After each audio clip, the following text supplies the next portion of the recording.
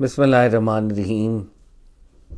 الحمد للہ رب العالمین والصلاة والسلام علی اشرف الخلائق اجمعین سید الاولین والآخرین امام المرسلین وخاتم النبیین سیدنا و مولانا و شفیعنا و حبیبنا و حبیب الہ العالمین وعلی اہل بیتہ الطیبین الطاہرین الہداۃ المہدیین صحبہ الاجمعین. الصلاۃ والسلام علیک یا سیدی یا رسول اللہ وعلی آلک و صحبک یا سیدی یا حبیب اللہ. الصلاۃ والسلام علیک یا سیدی یا رسول اللہ وعلی آلک و صحبک یا سیدی یا حبیب اللہ. السلام علیکم یا سیدۃ النساء العالمین یا فاطمۃ الزہرا. السلام علیکم یا امیر المؤمنین یا علی مولا. السلام علیکم یا ابا محمد الحسن. السلام علیکم یا ابا عبداللہ الحسین. السلام علیکم یا شیخ جنید البغدادی. السلام علیکم یا شیخ علی بن عثمان حجویری. السلام علیکم یا شیخ عبد القادر جیلانی. السلام علیکم خواجہ معین الدین چشتی اجمیری. السلام علیکم یا حضرت سید میرا حسین زنجانی.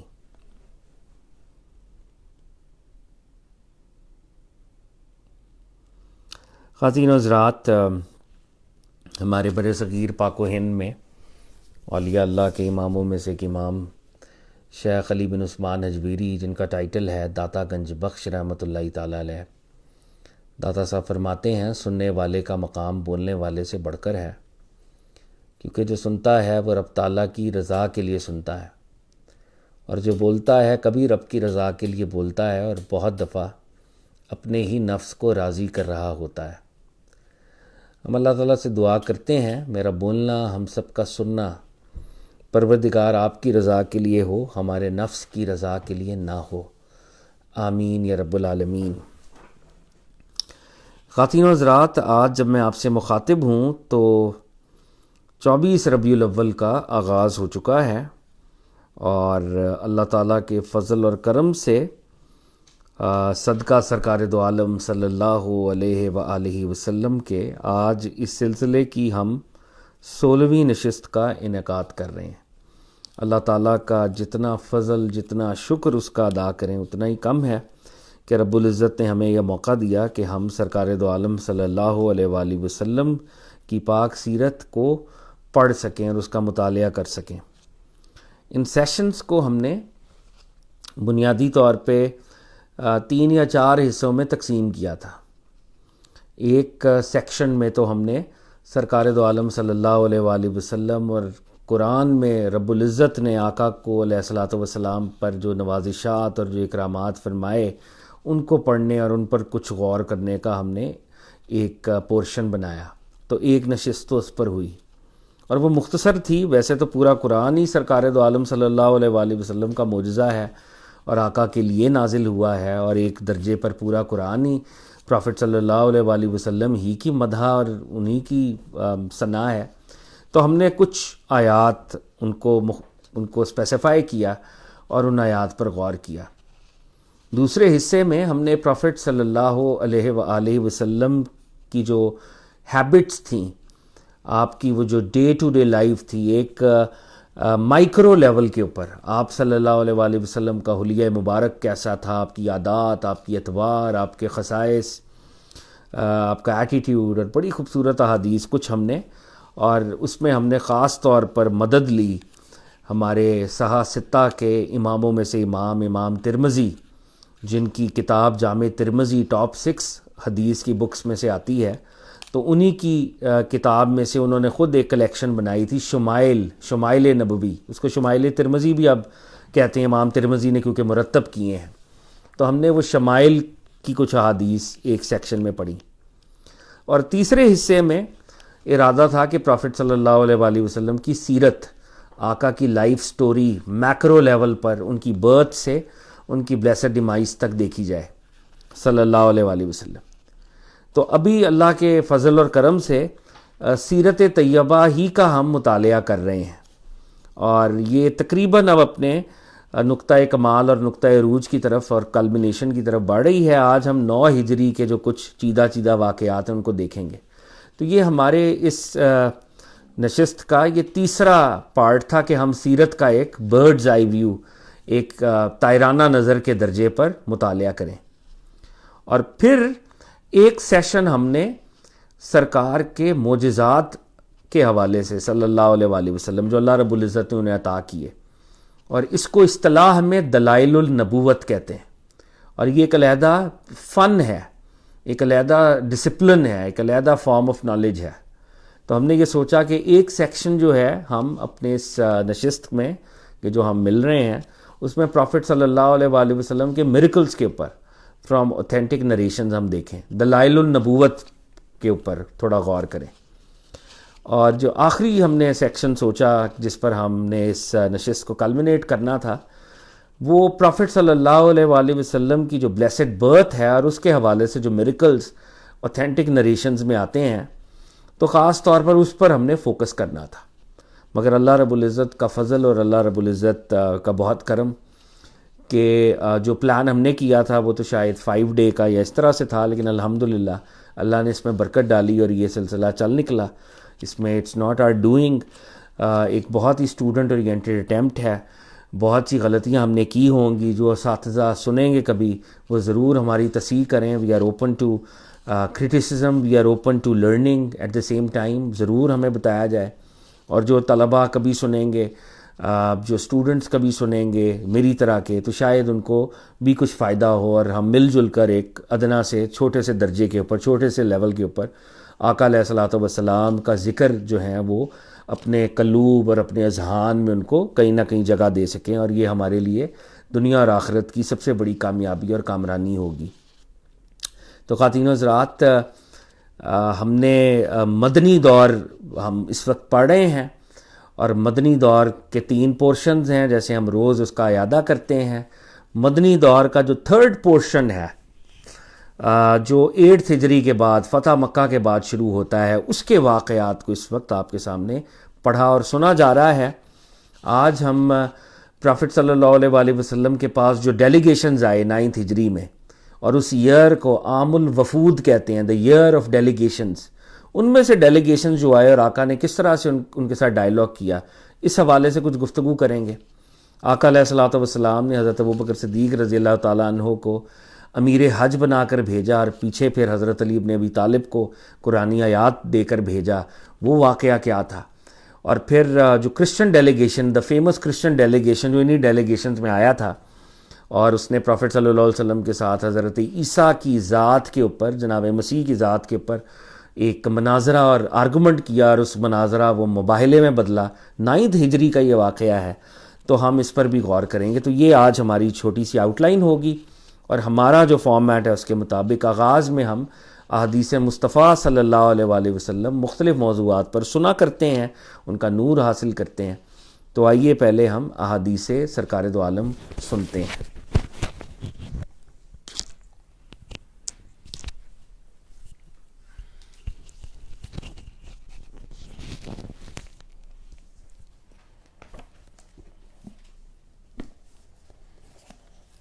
اعوذ باللہ من الشیطان الرجیم، بسم اللہ الرحمن الرحیم. اشہد ان لا الہ الا اللہ وحدہ لا شریک لہ واشہد ان محمدا عبدہ ورسولہ. الصلاۃ والسلام علیک یا سیدی یا رسول اللہ. السلام علیکم یا انبیاء اللہ. السلام علیکم پروفٹ محمد صلی اللہ علیہ وآلہ وسلم کی تمام اہل بیت کو، اور اہل بیت کے تمام امامز کو، اور پروفٹ محمد صلی اللہ علیہ وآلہ وسلم کی تمام فیملی، ان کے تمام کمپینینز، اور ان کی امت کے تمام اولیاء کرام کو، اور خاص طور پر لاہور شہر کے پیارے بزرگ حضرت علی بن عثمان حجویری، جن کو داتا صاحب کے نام سے پہچانا جاتا ہے، ان کو سلام، اور حضرت میرا حسین زنجانی کو سلام، اور بغداد کے حضرت عبد القادر جیلانی کو بھی سلام. آج ہم کچھ حدیثیں جو پڑھیں گے اور سنیں گے وہ اللہ تعالیٰ کی محبت کے بارے میں ہیں، اور اللہ تعالیٰ کے ذکر کے بارے میں ہیں، اور ہم کس طرح سے اللہ کی محبت کو انووک کر سکتے ہیں دعاؤں کے ذریعے سے، اور اللہ کی رحمت کے قریب ہو سکتے ہیں. تو پہلی حدیث ہے جس میں پروفٹ صلی اللہ علیہ وآلہ وسلم بتا رہے ہیں کہ جب اللہ تعالیٰ کسی سے محبت کرتے ہیں تو اس کی جو ان سین مسٹیکل ڈائمینشن ہے اس میں کیا ہو رہا ہوتا ہے، اللہ کی کائنات میں کیا ہوتا ہے، کیا چینجز آتی ہیں جب اللہ تعالیٰ کسی انسان سے یا کسی سے بھی محبت کرتے ہیں۔ تو حضرت ابو ہریرہ رضی اللہ عنہ نے بیان کیا کہ رسول اللہ صلی اللہ علیہ وآلہ وسلم نے فرمایا، جب اللہ تعالیٰ کسی بندے سے محبت کرتا ہے تو جبرائیل علیہ السلام کو آواز دیتا ہے کہ اللہ فلاں بندے سے محبت کرتا ہے تو تم بھی اس سے محبت کرو۔ چنانچہ جبرائیل علیہ السلام بھی اس انسان سے محبت کرتے ہیں، پھر وہ آسمان میں آواز دیتے ہیں کہ اللہ تعالیٰ فلاں انسان سے محبت کرتا ہے تو تم سب بھی اس سے محبت کرو۔ چنانچہ اہل آسمان بھی اس انسان سے محبت کرنے لگتے ہیں، اور اس طرح روئے زمین میں بھی اسے مقبولیت حاصل ہو جاتی ہے۔ تو اس حدیث میں پروفٹ صلی اللہ علیہ وآلہ وسلم بتا رہے ہیں کہ جب اللہ تعالیٰ کسی انسان سے یا کسی بندے سے محبت کرتے ہیں تو وہ اعلان کرتے ہیں، پوری آسمانوں میں اعلان کرتے ہیں، اور سب سے پہلے اس اعلان کو حضرت جبرائیل علیہ السلام، جو کہ تمام فرشتوں کے لیڈر آپ سمجھیں، he is in charge of all the angels, تمام فرشتوں کے وہ سردار ہیں حضرت جبرائیل علیہ السلام۔ تو سب سے پہلے اللہ تعالیٰ جبرائیل علیہ السلام کو یہ بات بتاتے ہیں کہ میں اس شخص سے یا اس انسان سے محبت کرتا ہوں تو تم بھی اس سے محبت کرو۔ اور جبرائیل علیہ السلام یہ سنتے ہیں اور پھر وہ آسمانوں میں اعلان کرتے ہیں، اور آسمانوں میں جو بھی رہتا ہے، جو بھی مخلوق آسمانوں میں رہتی ہے جس میں اینجلز شامل ہیں، ہیونز میں جو بھی رہتے ہیں اس میں پروفٹس بھی شامل ہوں گے اور اسپرٹس بھی ہوں گی، اس میں فرشتے، نیک ارواح ہوں گی، نیک روحیں ہوں گی اور فرشتے ہوں گے۔ تو وہاں اعلان کیا جاتا ہے حضرت جبرائیل کے تھرو کہ اللہ تعالیٰ کا یہ میسج ہے کہ وہ اس انسان سے محبت کرتے ہیں تو تم سب بھی ان سے محبت کرو، اور اس طرح سے یہ اعلان ہوتا جاتا ہے حتیٰ کہ اہل آسمان سارے اس انسان سے محبت کرتے ہیں، اور اسی طرح زمین پہ بھی یہ اعلان پھیلتا ہے، اور زمین والے بھی اسی طرح سے لوگوں سے محبت، اس انسان سے محبت کرتے ہیں۔ تو اس کا مطلب یہ بھی ہے، فار ایگزامپل اگر پروفٹ صلی اللہ علیہ وآلہ وسلم سے اللہ تعالیٰ محبت کر رہے ہیں تو جبرائیل علیہ السلام بھی ان سے محبت کر رہے ہیں، اور جبرائیل علیہ السلام کے علاوہ اور فرشتے بھی ان سے محبت کر رہے ہیں، اور فرشتے آسمانوں میں یہ اعلان کر رہے ہیں، اور زمین پہ بھی یہ اعلان ہوتا ہے، اور پھر زمین کی مخلوق بھی پروفٹ صلی اللہ علیہ وآلہ وسلم سے محبت کرتی ہے۔ کیوں؟ بیکاز اللہ تعالیٰ پروفٹ صلی اللہ علیہ وآلہ وسلم سے محبت کرتے ہیں، تو ان کے دلوں میں، یہ جو زمین والوں کے دلوں میں جو نرمی آتی ہے، جو ان کو پروفٹ صلی اللہ علیہ وآلہ وسلم سے لو پیدا ہوتا ہے، اس کا لنک اللہ تعالیٰ کی لو سے ہے۔ تو کوئی بھی انسان جو اللہ سے محبت کرے گا، ایسا ہو نہیں سکتا کہ اللہ تعالیٰ اس کے دل میں یہ نرمی یا یہ guidance of love towards his prophets نہ ڈالیں، نہ دیں اس کو یہ بلیسنگ، کیونکہ اللہ تعالیٰ تو خود اپنے انبیاء سے، اپنے نیک بندوں سے محبت کرتے ہیں۔ تو پوری مطلب اس میں یہ بھی ہمیں سمجھ آتا ہے کہ پھر پوری کائنات کیوں فرشتے پروفٹ صلی اللہ علیہ وآلہ وسلم کی مدد کرتے تھے، جنگوں میں ان کی آ کے ہیلپ کرتے تھے، اور دیگر معاملات میں ان کی گائیڈنس کے لیے، ایڈوائس کے لیے بھیجے جاتے تھے، کیونکہ تمام آسمان والے جو نیک روحیں ہیں، جو فرشتے ہیں، وہ پروفٹ صلی اللہ علیہ وآلہ وسلم سے محبت کرتے تھے، کیونکہ اللہ تعالیٰ ان سے محبت کرتے ہیں۔ اگلی حدیث ہے، بہت خوبصورت ہے۔ حضرت انس بن مالک رضی اللہ عنہ نے بیان کیا کہ ایک شخص نے نبی کریم صلی اللہ علیہ وآلہ وسلم سے پوچھا، یا رسول اللہ، قیامت کب قائم ہوگی؟ تو آپ صلی اللہ علیہ وآلہ وسلم نے دریافت فرمایا تم نے اس کے لیے کیا تیاری کی ہے، یعنی تم نے قیامت کے لیے کیا تیاری کی ہے؟ تو انہوں نے عرض کیا کہ میں نے اس کے لیے بہت ساری نمازیں، روزے اور صدقے تو نہیں تیار کر رکھے ہیں، لیکن میں اللہ سے اور اس کے رسول سے محبت رکھتا ہوں۔ تو حضرت صلی اللہ علیہ وآلہ وسلم نے فرمایا کہ تم اس کے ساتھ ہو جس سے تم محبت رکھتے ہو۔ تو حضرت انس بن مالک کہہ رہے ہیں کہ میں نے پروفٹ صلی اللہ علیہ وآلہ وسلم کہ کسی شخص نے پروفٹ صلی اللہ علیہ وآلہ وسلم سے پوچھا کہ قیامت کب آئے گی؟ تو انہوں نے کہا کہ اچھا قیامت تو جب آئے گی اس کا تو نہیں اب پتہ، لیکن تم نے اس کی تیاری کیا کی ہے، یہ زیادہ امپورٹنٹ بات ہے۔ تو اس نے کہا کہ میں نے بہت زیادہ نمازیں اور روزے اور صدقے تو نہیں دیے ہیں، یعنی میری تیاری آن دا بیسس آف مائی عبادات، شاید میری عبادتیں کم ہیں، لیکن ہاں میں یہ کہہ سکتا ہوں کہ میں اپنے دل میں اللہ سے اور رسول اللہ سے، یعنی آپ سے میں بہت محبت رکھتا ہوں۔ تو پروفٹ صلی اللہ علیہ وآلہ وسلم نے اس سے کہا کہ اگر تم اللہ سے اور مجھ سے محبت رکھتے ہو تو تم اللہ کے ساتھ ہو اور تم میرے ساتھ ہی ہوگے، کیونکہ جو جس سے محبت رکھتا ہے وہ اسی کے ساتھ ہوتا ہے۔ تو پروفٹ صلی اللہ علیہ وآلہ وسلم نے فرمایا کہ تم اس کے ساتھ ہو جس سے تم محبت رکھتے ہو۔ تو آپ جس سے بھی محبت رکھتے ہیں، آپ قیامت کے دن آپ اسی کے لشکر میں ہوں گے، اسی کے گروپ میں اٹھائے جائیں گے، اسی کے قریب ہوں گے۔ اور اللہ تعالی ہم سب کے دلوں میں پروفٹ صلی اللہ علیہ وآلہ وسلم سے اور اللہ سے محبت ڈالیں اور ہم بھی انہی لوگوں میں شامل ہوں۔ اگلی حدیث ہے، حضرت ابو موسیٰ اشعری نے بیان کیا کہ نبی کریم صلی اللہ علیہ وآلہ وسلم سے عرض کیا گیا، ایک شخص ایک جماعت سے محبت رکھتا ہے لیکن ان سے مل نہیں سکا ہے۔ تو حضرت صلی اللہ علیہ وآلہ وسلم نے فرمایا کہ انسان اس کے ساتھ ہے جس سے وہ محبت رکھتا ہے۔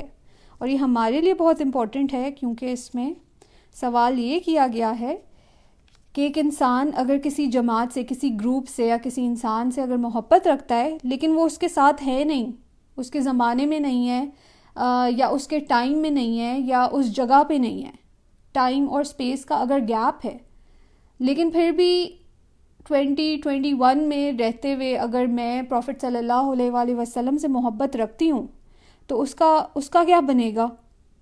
تو پروفٹ صلی اللہ علیہ وآلہ وسلم فرما رہے ہیں کہ انسان اسی کے ساتھ ہوتا ہے جس سے وہ محبت رکھتا ہے۔ تو چاہے ٹائم کا گیپ ہو یا اسپیس کا گیپ ہو، ڈسٹنس ہو کسی بھی لیول کا، اگر آپ کے دل میں یہ کوالٹی آف محبت ہے اللہ تعالیٰ کے لیے، پروفٹ صلی اللہ علیہ وآلہ وسلم کے لیے، تو یہ جو ٹائم اور ڈسٹنس یا اسپیس کی جو گیپ ہے یہ ٹیمپرری ہے، یہ ویلز ہیں، یہ پردے ہیں، ایونچولی یہ لفٹ ہو جائیں گے۔ تو یہ نہ سمجھو کہ تم اس انسان سے دور ہو۔ اگر تم اپنے نبی سے محبت کرتے ہو تو تم ان کے قریب ہی ہو۔ اگر تم اللہ سے محبت کرتے ہو، چاہے تمہیں اللہ تعالیٰ نظر نہیں آ رہے ہیں، لیکن تو وہ تمہاری ایک کنیکشن ہے ان سے، تمہاری ایک قربت ہے ان سے۔ ایز لانگ ایز تم محبت رکھتے ہو تو تم انہی لوگوں میں شامل ہوگے، ان کے قریب ہو۔ تو محبت کا یہ ایک رول سکھا رہے ہیں۔ اگلی حدیث ہے، اور یہ بہت فیمس حدیث ہے، اس کو غار والے 3 آدمیوں کا یہ قصہ ہے، اور اس میں 3 لوگ ایک غار میں پھنس جاتے ہیں اور پھر وہ اللہ سے دعا کرتے ہیں۔ تو اس میں بھی ہمیں محبت، اللہ کی محبت کے بارے میں ہی پروفٹ صلی اللہ علیہ وآلہ وسلم سکھا رہے ہیں۔ تو ہم یہ حدیث پڑھتے ہیں۔ حضرت عبداللہ بن عمر رضی اللہ عنہما نے بیان کیا کہ نبی کریم صلی اللہ علیہ وآلہ وسلم نے فرمایا، 3 شخص کہیں باہر جا رہے تھے کہ اچانک بارش ہونے لگی۔ انہوں نے ایک پہاڑ کے غار میں جا کر پناہ لی۔ اتفاق سے پہاڑ کی ایک چٹان اوپر سے لڑکھی اور اس غار کے منہ کو بند کر دیا، جس میں یہ تینوں پناہ لیے ہوئے تھے۔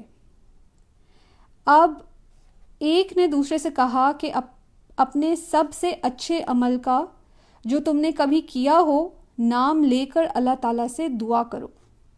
تو 3 لوگ ہیں، بارش ہوئی ہے، انہوں نے غار میں پناہ لی ہے اور پہاڑ کا کچھ حصہ ٹوٹ کے گرا ہے اور پہاڑ کا جو غار کا دروازہ تھا وہ بلاک ہو گیا ہے اور تینوں لوگ اندر پھنس گئے ہیں۔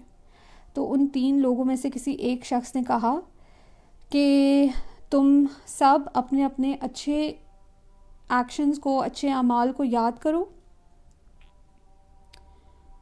اور ان کو سبب بنا کے اللہ تعالیٰ کے سامنے پیش کرو اور دعا کرو اللہ تعالیٰ سے۔ تو اس پر ان میں سے ایک نے یہ دعا کی، اے اللہ، میرے ماں باپ بہت ہی بوڑھے تھے، میں باہر لے جا کر اپنے مویشی چراتا تھا، پھر جب شام کو واپس آتا تو ان کا دودھ نکالتا اور برتن میں پہلے اپنے والدین کو پیش کرتا۔ جب میرے والدین پی چکے تو پھر بچوں کو اور اپنی بیوی کو میں پلاتا۔ اتفاق سے ایک رات واپسی میں دیر ہو گئی اور جب میں گھر لوٹا تو والدین سو چکے تھے۔ اس نے کہا کہ پھر میں نے پسند نہیں کیا کہ میں انہیں جگاؤں۔ بچے میرے قدموں میں بھوکے پڑے رو رہے تھے۔ میں برابر دودھ کا پیالہ لیے والدین کے سامنے اسی طرح کھڑا رہا یہاں تک کہ صبح ہو گئی۔ اے اللہ، اگر تیرے نزدیک میں نے یہ کام صرف تیری رضا حاصل کرنے کے لیے کیا تو ہمارے لیے اس چٹان کو ہٹا کر اتنا راستہ تو بنا دے کہ ہم آسمان کو تو دیکھ سکیں۔ حضرت صلی اللہ علیہ وآلہ وسلم نے فرمایا، چنانچہ وہ پتھر کچھ ہٹ گیا۔ تو پہلا شخص جو غار میں پھنس گیا تھا، اس نے اپنی زندگی کا یہ انسیڈنٹ یاد کیا جب اس نے اپنے والدین کی سنسیریٹی کے ساتھ خدمت کی تھی۔ تو وہ کہتا ہے کہ میں دودھ نکال کے لایا تھا ان کے لیے اور سب سے پہلے میں اپنے والدین کو ہی وہ دودھ پلاتا تھا اور پھر اپنے بیوی بچوں کو پلاتا تھا۔ تو ایک دفعہ تھوڑا دیر ہو گئی مجھے آتے ہوئے اور میرے والدین سو چکے تھے، تو میں نے ان کو مناسب نہیں سمجھا کہ میں جگا دوں انہیں، اور میں وہ دودھ کا پیالہ لے کے ان کے سرہانے کھڑا رہا حتیٰ کہ صبح ہو گئی اور پھر وہ اٹھے۔ تو یہ شخص کہتے ہیں کہ اللہ سے دعا کریں اور کہتے ہیں کہ یا اللہ تعالیٰ، اگر آپ کی نالج میں نے یہ کام اپنی والدین کی خدمت صرف آپ کی رضا، آپ کے لو، آپ کی محبت میں کی، تو اگر میں اس میں سنسیئر تھا تو آپ ابھی مجھے ہیلپ کریں اور اس چٹان کا جو ٹکڑا جو گھرا ہے غار کے سامنے جس نے بند کیا ہے، اس کو تھوڑا سا ہٹا دیں اتنا کہ آسمان تو ہمیں نظر آئے۔ تو پروفٹ صلی اللہ علیہ وآلہ وسلم کہتے ہیں کہ وہ پتھر تھوڑا سا ہٹ گیا، یعنی اللہ تعالیٰ نے اس کی بات یہ ایکنالج کی کیونکہ اس انسان کے اس عمل میں سنسیریٹی تھی، اللہ تعالیٰ کے لیے محبت تھی، اپنے والدین کے لیے محبت تھی، تو اللہ تعالیٰ نے اس کی ہیلپ کی۔ تو وہ عمل جو پیورلی خالصتاً اللہ تعالیٰ کے لیے کرتے ہیں، اللہ کی محبت میں کرتے ہیں، اس پہ اللہ تعالیٰ نے اس انسان کی مدد کی۔ پھر دوسرے شخص نے کہا، اے اللہ، تو خوب جانتا ہے کہ مجھے اپنے چچا کی ایک لڑکی سے اتنی زیادہ محبت تھی جتنی ایک مرد کو کسی عورت سے ہو سکتی ہے۔ اس لڑکی نے کہا، تم مجھ سے اپنی خواہش اس وقت تک پوری نہیں کر سکتے جب تک مجھے 100 اشرفی نہ دے دو۔ میں نے ان کے حاصل کرنے کی کوشش کی اور آخر اتنی اشرفی جمع کر لی۔ پھر جب میں اس کی دونوں رانوں کے درمیان بیٹھا تو وہ بولی، اللہ سے ڈرو اور مہر کو ناجائز طریقے پر نہ توڑو۔ اس پر میں کھڑا ہو گیا اور میں نے اسے چھوڑ دیا۔ اب اگر تیرے نزدیک میں نے یہ عمل تیری ہی رضا کے لیے کیا تو ہمارے لیے نکلنے کا راستہ بنا دے۔ حضرت صلی اللہ علیہ وآلہ وسلم نے فرمایا، چنانچہ وہ پتھر 2/3 ہٹ گیا۔ تو دوسرا انسان اپنا قصہ بتاتا ہے کہ میری زندگی میں ایک واقعہ آیا تھا جب میں ایک غلط کام کرنے لگا تھا. ایک خاتون جن سے مجھے محبت تھی ان کے میں قربت میں تھا اور ایک غلط عمل ہونے لگا تھا. تو اس عورت نے مجھے تھوڑا ڈرایا, مجھے اللہ تعالیٰ کا واسطہ دیا اور مجھے کہا کہ اللہ سے ڈرو اور کوئی غلط کام مت کرو. تو یہ سن کے میں پیچھے ہٹ گیا اور میں نے وہ ایکشن نہیں کیا, میں وہاں سے چلا گیا. تو یہ ایکشن اللہ کے فیئر میں کیا گیا, یعنی کسی برے کام کو کرنے سے اس بندے نے اپنے آپ کو روکا کیونکہ یہ اللہ سے اس مومنٹ میں ڈرا. تو یہ اب اللہ تعالیٰ سے دعا کر رہا ہے دوسرا انسان کہ اللہ تعالیٰ اگر میں نے یہ عمل آپ کی رضا کے لیے کیا کہ آپ مجھ سے ناراض نہ ہوں, آپ کے فیئر میں کیا, اور اگر اس میں سنسیریٹی تھوڑی سی بھی تھی تو آپ ابھی ہماری مدد کریں, ہمارا اس غار سے نکلنے کا راستہ بنائیں. تو پروفٹ صلی اللہ علیہ وآلہ وسلم کہتے ہیں کہ اللہ نے اس کی یہ دعا, اس کی اس بات کو ایکنالج کیا اور پتھر مزید ہٹ گیا غار کے منہ سے. یعنی اللہ کے فیئر میں اللہ کو اگر آپ یاد کرتے ہیں آؤٹ آف فیئر بھی, تو وہ بھی ایک وسیلہ بنتی ہے, اس کے تھرو بھی آپ کا اللہ سے رابطہ ہوتا ہے, آپ کی دعائیں قبول ہوتی ہیں. اور پھر تیسرے شخص نے کہا, اے اللہ تو جانتا ہے کہ میں نے ایک مزدور سے ایک فرق جوار پر کام کرایا تھا. جب میں نے اس کی مزدوری اسے دے دی تو اس نے لینے سے انکار کر دیا.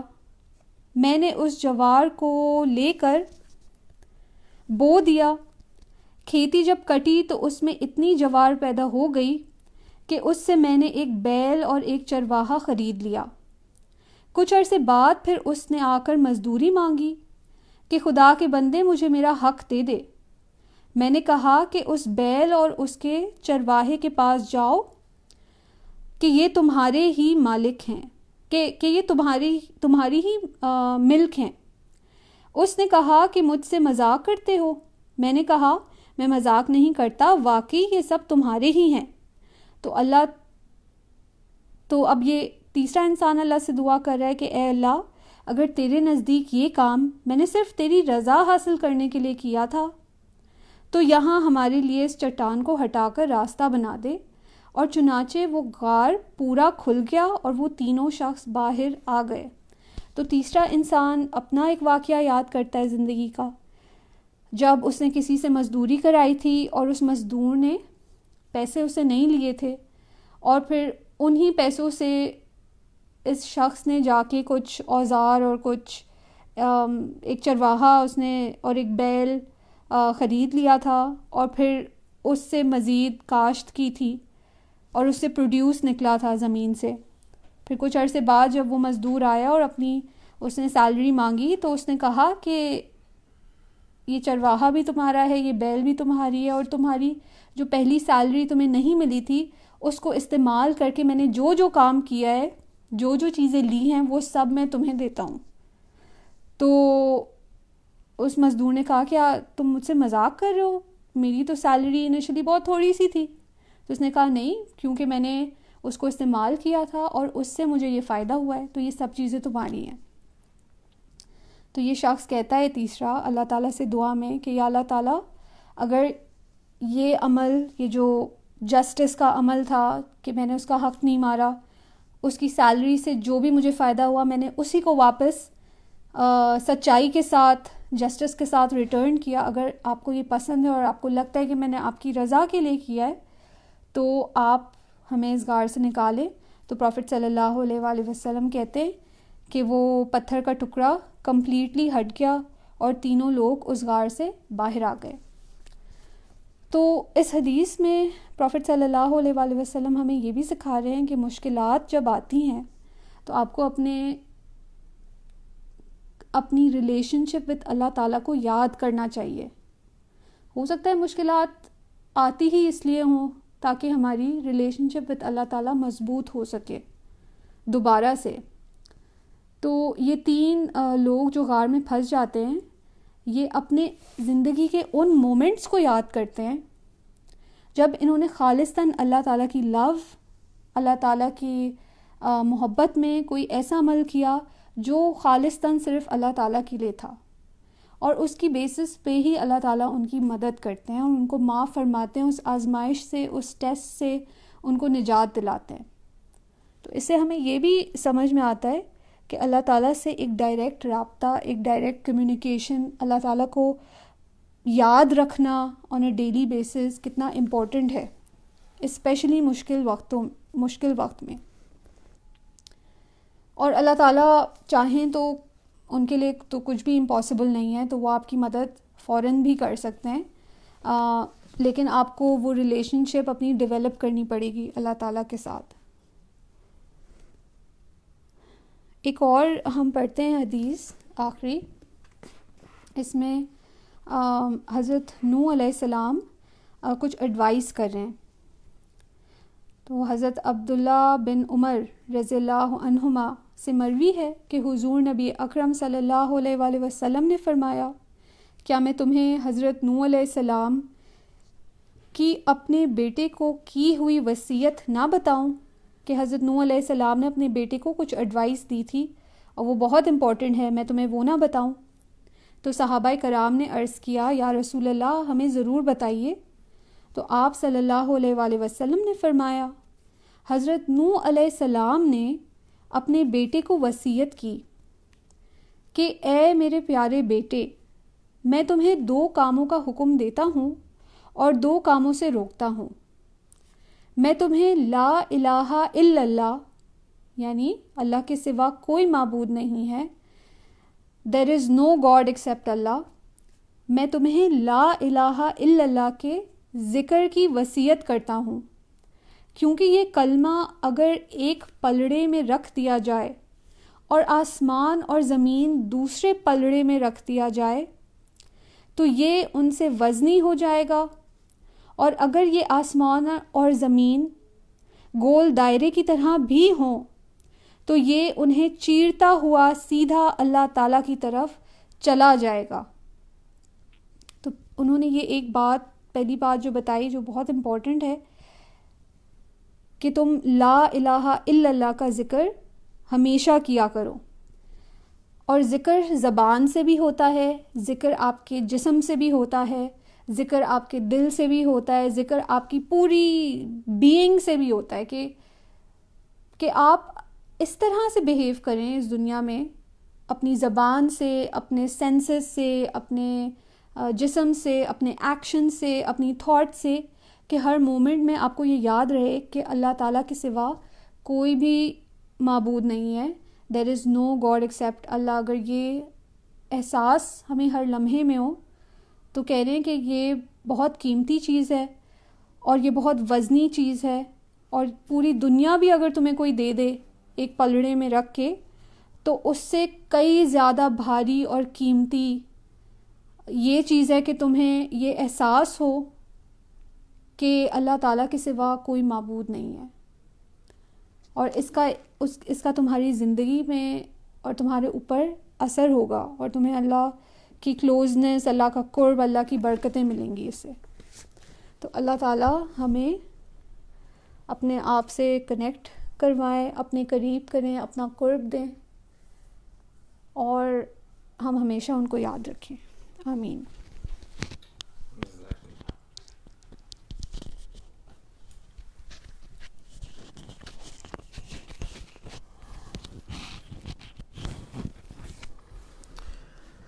تھینکس الاٹ جی، اللہ تعالیٰ ہم سب کو عمل کی توفیق عطا فرمائے۔ اور یہ جو حدیث ہم نے آج سنی، خاص طور پہ حدیث الغار جس کو کہا جاتا ہے، یہ بخاری اور مسلم دونوں میں موجود ہے، اور ہمارے صوفیاء کے ہاں بھی اس پر بڑا ایمفسس ہے۔ شیخ علی بن عثمان حجویری رضی اللہ تعالیٰ عنہ نے بھی اس کو کوٹ کیا ہے، اور خاص طور پر یہ اخلاص ہمیں سکھاتی ہے کہ بندہ ہر وقت رب العزت کے ساتھ جڑا رہے اور کنیکٹڈ رہے۔ تو بہت ہی خوبصورت، تھینکس الاٹ۔ خواتین و حضرات، ہم پروفٹ صلی اللہ علیہ وسلم کی سیرت طیبہ کا مطالعہ کر رہے ہیں، سننے کا شرف حاصل کر رہے ہیں، اور جیسا کہ پہلے بھی عرض کی گئی کہ مدنی دور ہے، اور مدنی دور کے 3 حصے ہیں۔ پروفٹ صلی اللہ علیہ وسلم کا مدینہ میں تشریف لانا اور 6 ہجری تک حدیبیہ تک ایک حصہ ہے جس میں ملٹیپل چیلنجز ہیں. ٹریٹی آف حدیبیہ ہوتا ہے، اگلے 2 سال ریلیٹیولی کام ہے.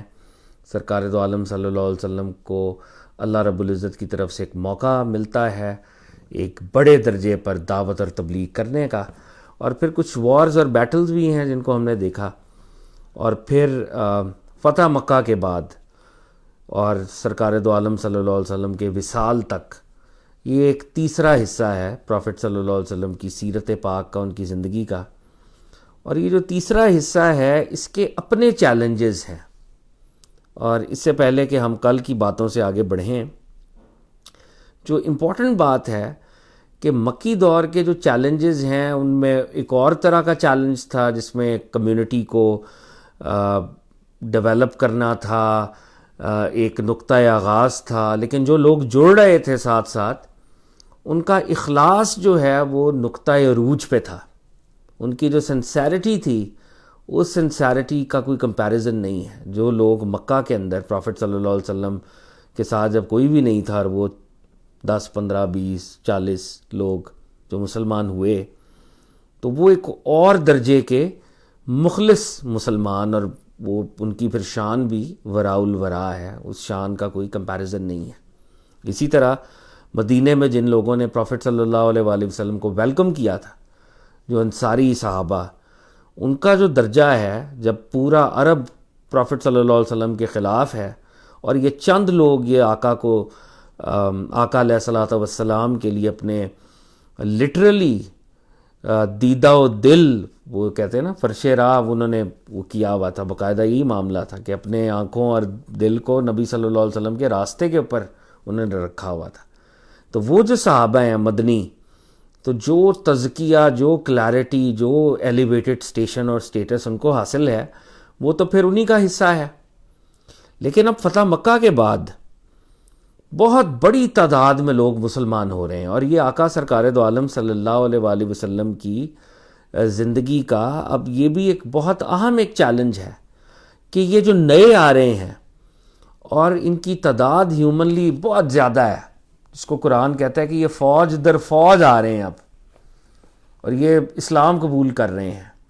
اب ان لوگوں کو جو ظاہری طور پر آقا کی وہ صحبت، وہ وقت ان کو میسر نہیں ہوگا، ان کا بھی مختصر وقت میں تزکیہ ہو اور یہ بھی کسی درجے پر اسی قربت الہی کو فیل کریں جو کہ وہ پہلے والے کر رہے ہیں. تو ان کی تربیت، تو یہ ایک بڑا چیلنج ہے، ایک نیا چیلنج ہے.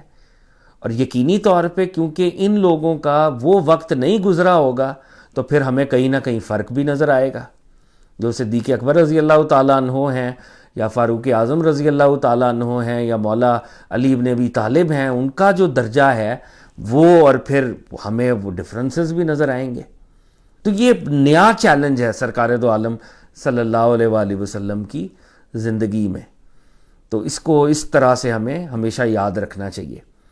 اور جیسے تمام مفسرین، مورخین، اسکالرز وہ یہ اپنی روایات میں بتاتے ہیں کہ عربیہ کے اندر ایک ویو چل رہی تھی کہ ایک شخص نے نبوت کا دعویٰ کیا ہے صلی اللہ علیہ وآلہ وسلم. ان کے نزدیک اس شخص کی جب تک قریشیوں کے ساتھ کوئی فائنل معاملہ نہیں ہوتا ہم سائلنٹ اسپیکٹیٹر رہتے ہیں. اگر تو یہ واقعی اللہ کا نبی ہوا تو یہ قریشیوں پر پریویل کرے گا اور مکہ المکرمہ پر اس کا تسلط یا کنٹرول ہو جائے گا. تو فتح مکہ کے بعد ان کو اب یہ سگنل ملا ہے کہ یہ جو ہستی کلیم کر رہی ہے کہ وہ اللہ کی نبی ہے، اس کے پیچھے یہ سائن بھی ایک آ گیا ہے کہ یہ مکہ پر ان کا کنٹرول بھی آ گیا ہے، بیت اللہ پر ان کا کنٹرول بھی آ گیا ہے. تو اب ان کے اندر یہ ایک کریوسٹی کہہ لیں پیدا ہو رہی ہے کہ وہ اپنے نمائندوں کو بھیج رہے ہیں کہ ان شخص کے پاس جاؤ، ان ہستی کے پاس جاؤ اور ان سے ڈائلاگ کرو اور دیکھو پھر ہمیں بتاؤ.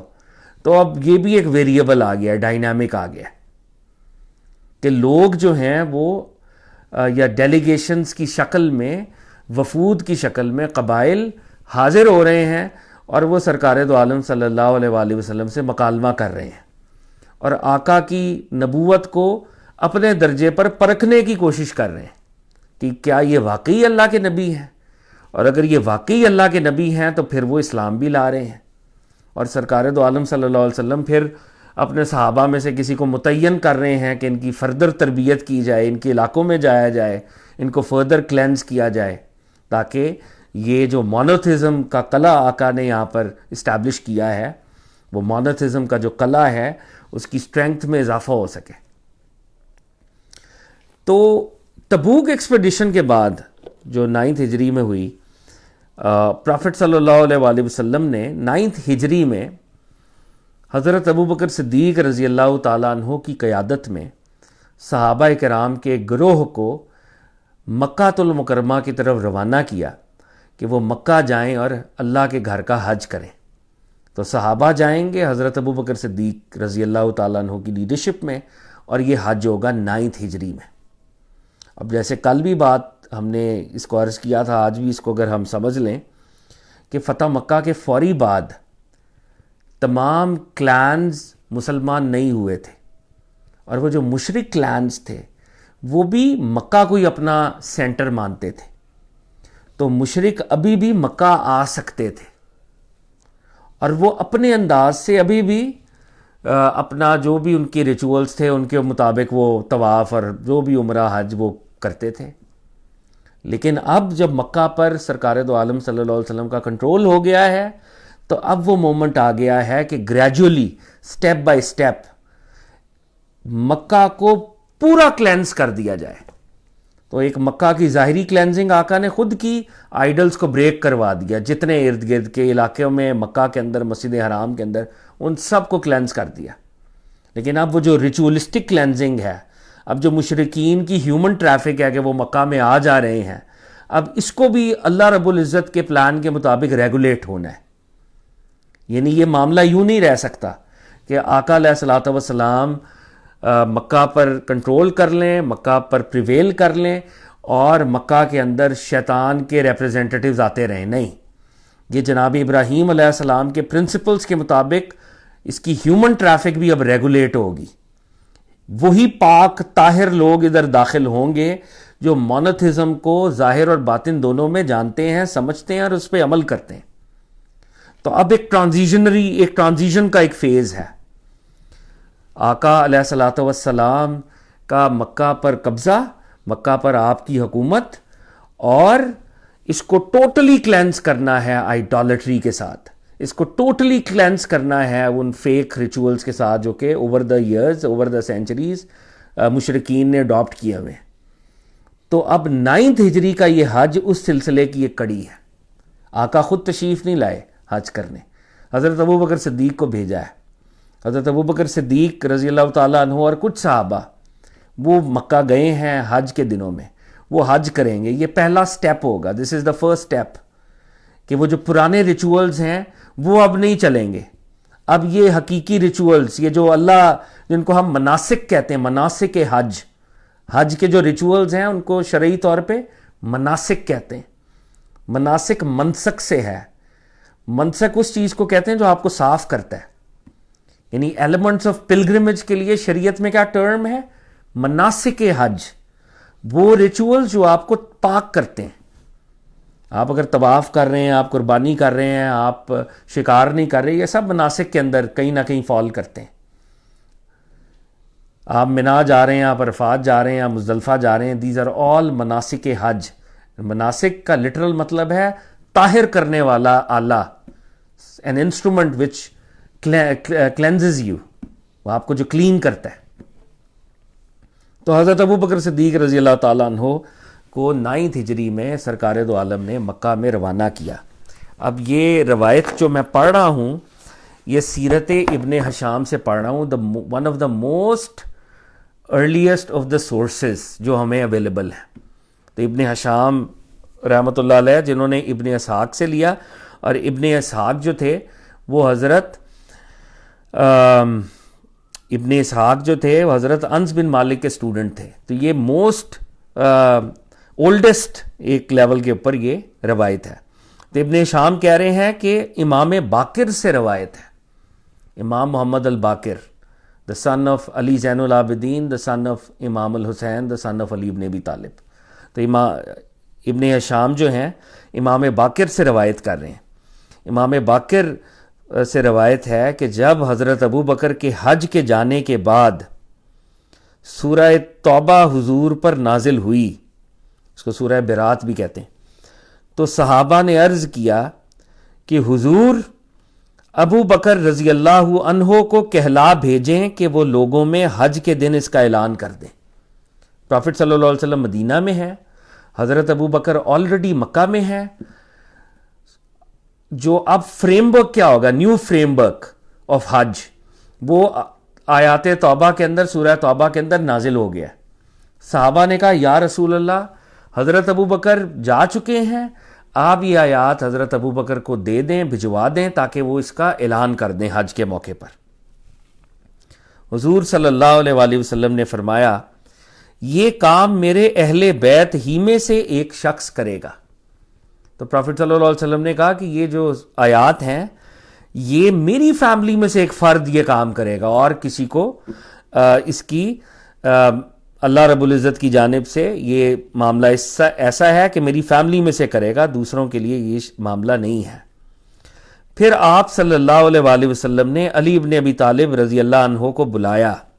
حضرت علی کو طلب کیا گیا اور کہا، فرمایا تم جاؤ اور حج میں قربانی کے دن جب سب لوگ منا میں جمع ہوں، سورہ توبہ یعنی سورہ برات کے شروع کی آیات سب کو پڑھ کر سنا دو اور اعلان کر دو جنت میں کافر داخل نہیں ہوگا، اور آئندہ سال سے کوئی مشرک حج کو نہ آئے، اور نہ کوئی شخص برہنہ ہو کر کعبے کا طواف کرے، اور جس شخص کے پاس حضور کا وعدہ کسی مقررہ مدت تک ہے وہ وعدہ اس مدت تک برقرار رہے گا. تو پروفٹ صلی اللہ علیہ وآلہ وسلم نے جب یہ آیات نازل ہوئیں، اور اس میں نیا فریم ورک اب دیا جا رہا ہے، اب مکہ کو ہیومن ٹریفک کے لیول پر بھی کلینز کیا جائے گا، تو لوگوں نے کہا کہ جناب صدیق اکبر رضی اللہ تعالیٰ عنہ موجود ہیں، یہ آیات ان کو بھجوا دی جائیں. پروفٹ صلی اللہ علیہ وسلم نے کہا نہیں، یہ میری فیملی میں سے کوئی کرے گا. علی ابن ابی طالب کرم اللہ وجہہ کو طلب کیا، اور کیا کہا، قربانی والے دن جو 10th ذی الحج، جو عید کا دن بھی ہوتا ہے، جب حج کلمنیٹ ہو چکا ہوتا ہے، فائنل ایک وہ جب معاملہ ہو رہا ہوتا ہے، تو قربانی والے دن جب سب منا میں جمع ہوں گے تم نے یہ ان آیات کی تلاوت کرنی ہے. اور کیا کہنا ہے ساتھ کہ جنت میں کافر نے داخل نہیں ہونا.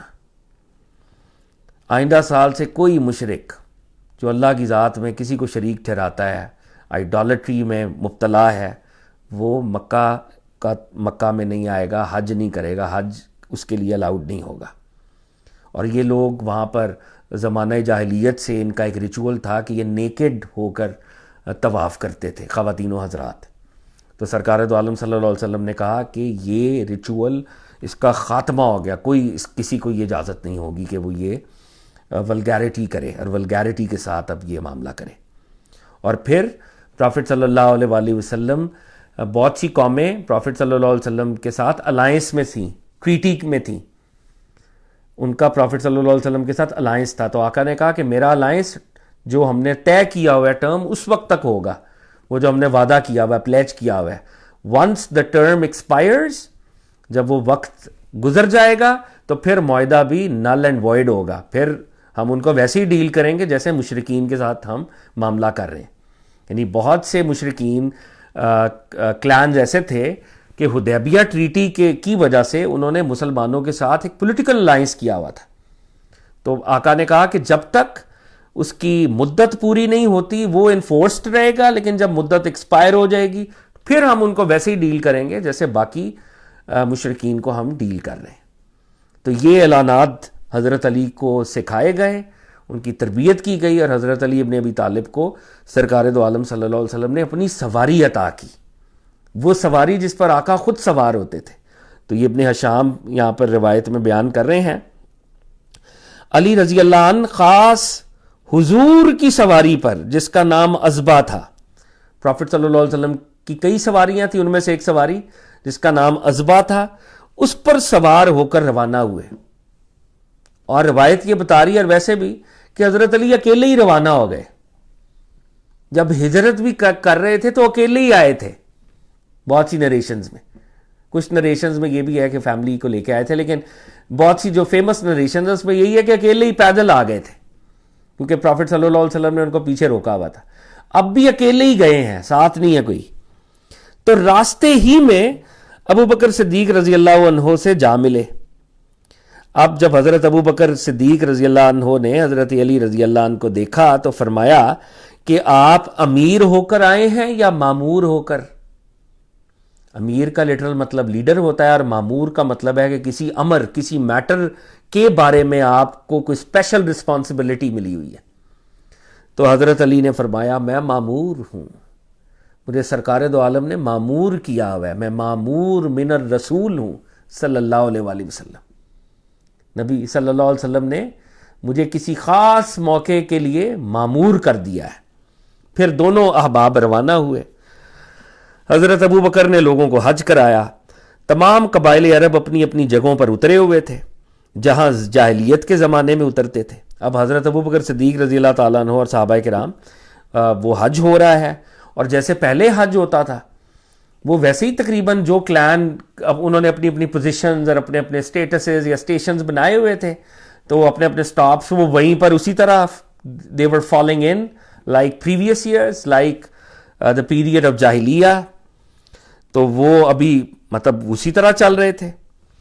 جب قربانی کا دن ہوا تو علی ابن ابی طالب نے لوگوں کو جمع کر کے حضور کے فرمان کا اعلان کیا صلی اللہ علیہ وآلہ وسلم، اور فرمایا اے لوگو، جنت میں کافر داخل نہ ہوگا. اس سال کے بعد کوئی مشرک کعبے کا حج کرنے نہ آئے، نہ ہی برہنہ ہو کر کوئی شخص کعبے کا حج کرے. اور جس شخص کے پاس حضور علیہ الصلوۃ والسلام کا عہد کسی مقررہ مدت تک ہے وہ اس مدت تک پورا کیا جائے گا. اور آج سے لوگوں کو 4 مہینے تک کی مہلت ہے تاکہ سب اپنے شہروں میں پہنچ جائیں. پھر اس کے بعد کسی مشرک کے واسطے کوئی عہد اور ذمہ داری نہیں. تو حضرت علی ابن ابی طالب نے اس بات کو فردر کلیریفائی کرتے ہوئے کہا کہ تم جتنے مشرکین ہیں ان کو امان ہے فار 4 months. 4 months کے بعد اسلامی حکومت ان کی ذمہ دار نہیں ہوگی. اگر وہ اسلام نہیں لاتے تو پھر اسلامی حکومت ان کے مال و جان کی حفاظت نہیں کرے گی. اگر وہ اپنے ریچولز میں تبدیلی نہیں لاتے. 4 months پیریڈ ہے جو اللہ اور اس کے رسول صلی اللہ علیہ وسلم دے رہے ہیں. تو فرمایا اور جن لوگوں کے حضور سے معاہدہ ہے تو معاہدہ اسی مدت تک رہے گا. تو اس بات کو پھر آپ نے ریپیٹ کیا. پس اس سال کے بعد کوئی مشرک حج کو نہ آئے اور نہ ہی برہنہ ہو کر کعبے کا طواف کرے. اور اس کے بعد حضرت علی ابن ابی طالب اور حضرت ابو بکر صدیق واپس مدینہ تشریف لے آئے.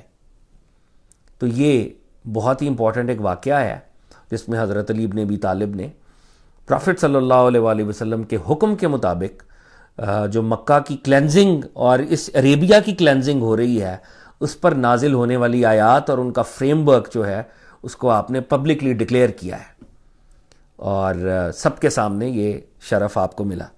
اور ویسے بائی دا وے یہ کل ہم دیکھیں گے بھی، ویسے یہ بہت سے لوگوں کو نہیں پتا ہوگا شاید کہ پروفٹ صلی اللہ علیہ وسلم جب حجۃ الوداع آخری حج پہ خطاب فرما رہے تھے تو کیونکہ 1,24,000 تب تو صحابہ تھے، اسلام اتنا اس پروفٹ کی زندگی میں ہی صلی اللہ علیہ وسلم اتنا پھیل گیا تھا، تو کیونکہ آقا علیہ الصلوۃ والسلام کی ایز اے ہیومن ایک مخصوص آواز تھی، تو آقا کے خطاب کو دہرانے کے لیے کہ لوگوں تک وہ آواز پہنچے، وہ ڈیوٹی حضرت علی ابن ابی طالب سر انجام دے رہے تھے.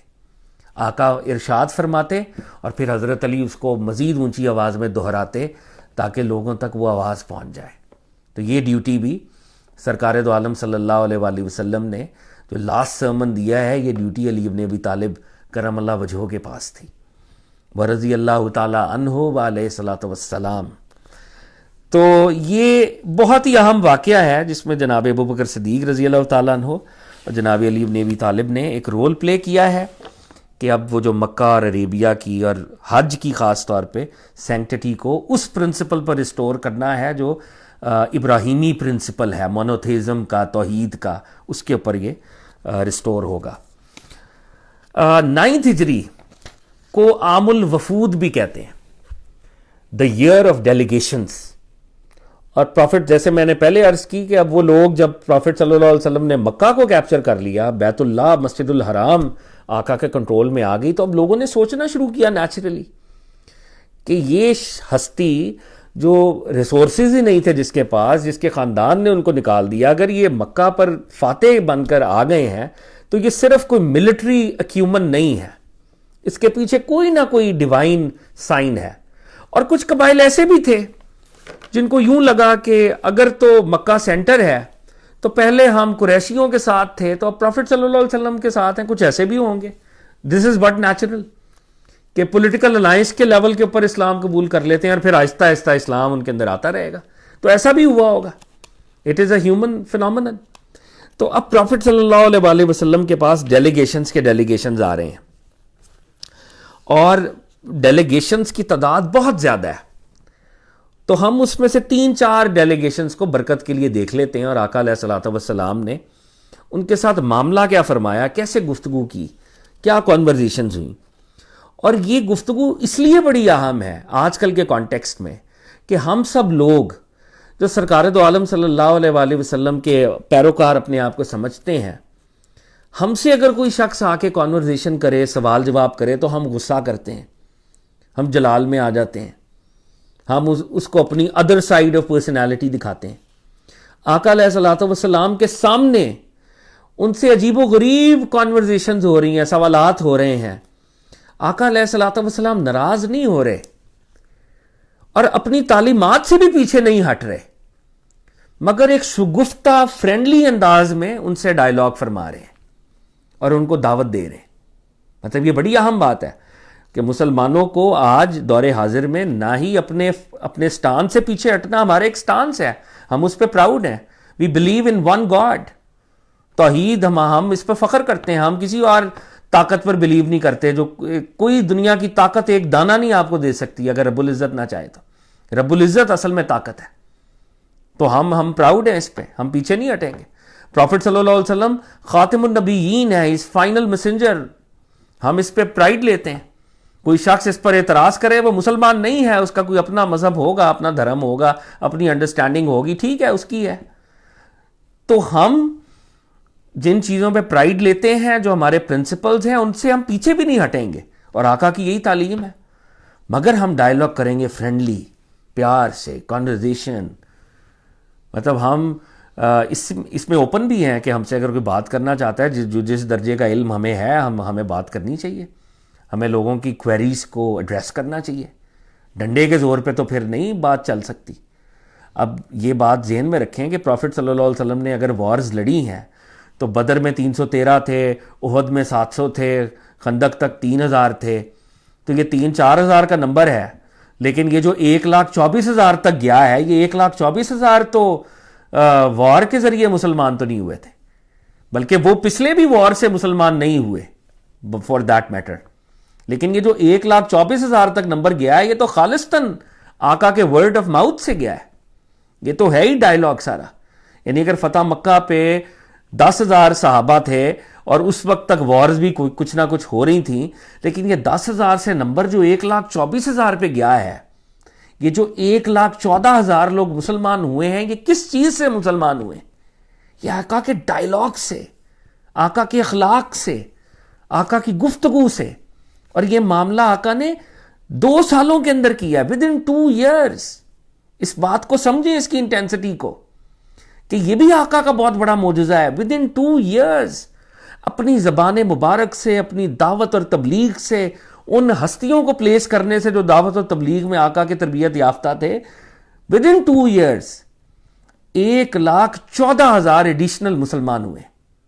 فتح مکہ 8 ہجری تک آقا علیہ الصلوۃ والسلام کے پروفیٹک مشن میں 21 سال 10,000 لوگ مسلمان ہوئے یا 12,000 لوگ مسلمان ہوئے 21 ایئرز میں، اور within 2 years 1,14,000 لوگ مسلمان ہوئے۔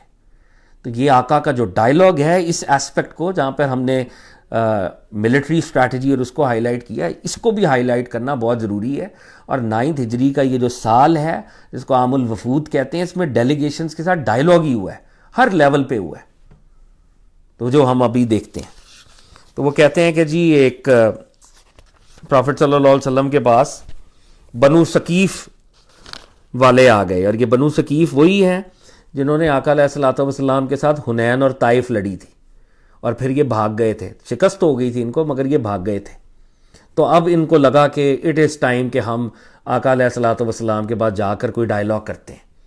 تو آقا علیہ الصلوۃ والسلام جب یہ لوگ مسجد میں آئے ہیں, تو میں روایت پڑھ رہا ہوں کہ یہ ثقیف والے پروفٹ صلی اللہ علیہ وسلم کے پاس مسجد نبوی میں آئے ہیں, تو آپ نے ان کے لیے مسجد کے گوشے میں قبہ لگوا دیا. ان کو ایک جگہ ان کو دی مسجد کے اندر. ابھی مسلمان نہیں ہے, اور یہ کس مسجد کی بات ہو رہی ہے؟ مسجد نبوی کی بات ہو رہی ہے. اب تو ہم کسی عام ایک فرقہ والا دوسرے فرقے کی مسجد میں نہیں جا سکتا. اب تو یہ حال ہے. سرکار دو عالم صلی اللہ علیہ وسلم نے مدینے میں اپنی مسجد میں یہ نان مسلمز آئے ہیں اور ان کے لیے قبہ ایک لگوا دیا, ایک پلیٹ فارم کہہ لیں. اور آپ نے ایسا کیوں کیا؟ تاکہ یہ قرآن سن سکیں اور صحابہ کرام کو نماز پڑھتے ہوئے دیکھ سکیں. اور یہ لوگ آتے جاتے رسالت مآب صلی اللہ علیہ وسلم کے پاس آتے جاتے رہے. آپ علیہ الصلوۃ والسلام انہیں اسلام کی دعوت دیتے رہے. آپ امیجن کریں, ایک وہ لشکر جو آقا سے جنگیں لڑ چکا ہے, آقا سے ڈائلاگ کرنے آیا ہے, دعوت اور وہ سیکھنے بھی شاید آیا ہے. آقا نے ان کو ایلیویٹڈ پلیٹ فارم پر اپنی مسجد نبوی کے اندر ان کو جگہ دے دی ہے, تاکہ آپٹیکلی بھی یہ دیکھیں کہ مسلمان کیا کر رہے ہیں, قرآن کو بھی سنیں. اور آقا علیہ الصلوۃ والسلام کے ساتھ بھی ایک انفارمل ڈائلاگ ہے. آتے جاتے سرکار دو عالم ان کو اسلام کی دعوت بھی دیتے رہے صلی اللہ علیہ وآلہ وسلم. اس کو امیجن کرنے کی ضرورت ہے. اچھا, اب کیونکہ وہ بدو تھے, ایک خاص کلان کے تھے, تو انہوں نے کہا کہ ان کے جو سردار نے, انہوں نے کہا کہ جی یا رسول اللہ صلی اللہ علیہ وآلہ وسلم, آپ ہمارے اور اپنے درمیان ایک صلح نامہ لکھ دیں. یہ بات بڑی امپورٹنٹ ہے, اس کو سننا چاہیے. ہمیں ایک صلح نامہ لکھ دیں, اور اس میں کچھ کنڈیشنز لکھ دیں جس میں زنا, شراب نوشی اور سود خوری کی اجازت ہو. اب یہ کتنی اوفینسو بات ہے. وہ کہہ رہے ہیں کہ ایک ٹریٹی لکھ دیں ہمیں, اور ٹریٹی میں کیا لکھ دیں کہ زنا بھی جائز ہمارے لیے ہو جائے, انٹرسٹ بھی ہمارے لیے جائز ہو جائے, اور ڈرنکنگ بھی ہمارے لیے جائز ہو جائے. اب یہ بات اللہ کے نبی خاتم النبیین کے سامنے جو اللہ کی شریعت کو نافذ کر رہے ہیں, it is a very very very very offensive term which they are sharing with Prophet صلی اللہ علیہ وسلم, and they have the audacity کہ وہ کہیں کہ ایک ایسا ٹریٹی لکھ دیں جس میں یہ ٹرم ایڈ کر دیں.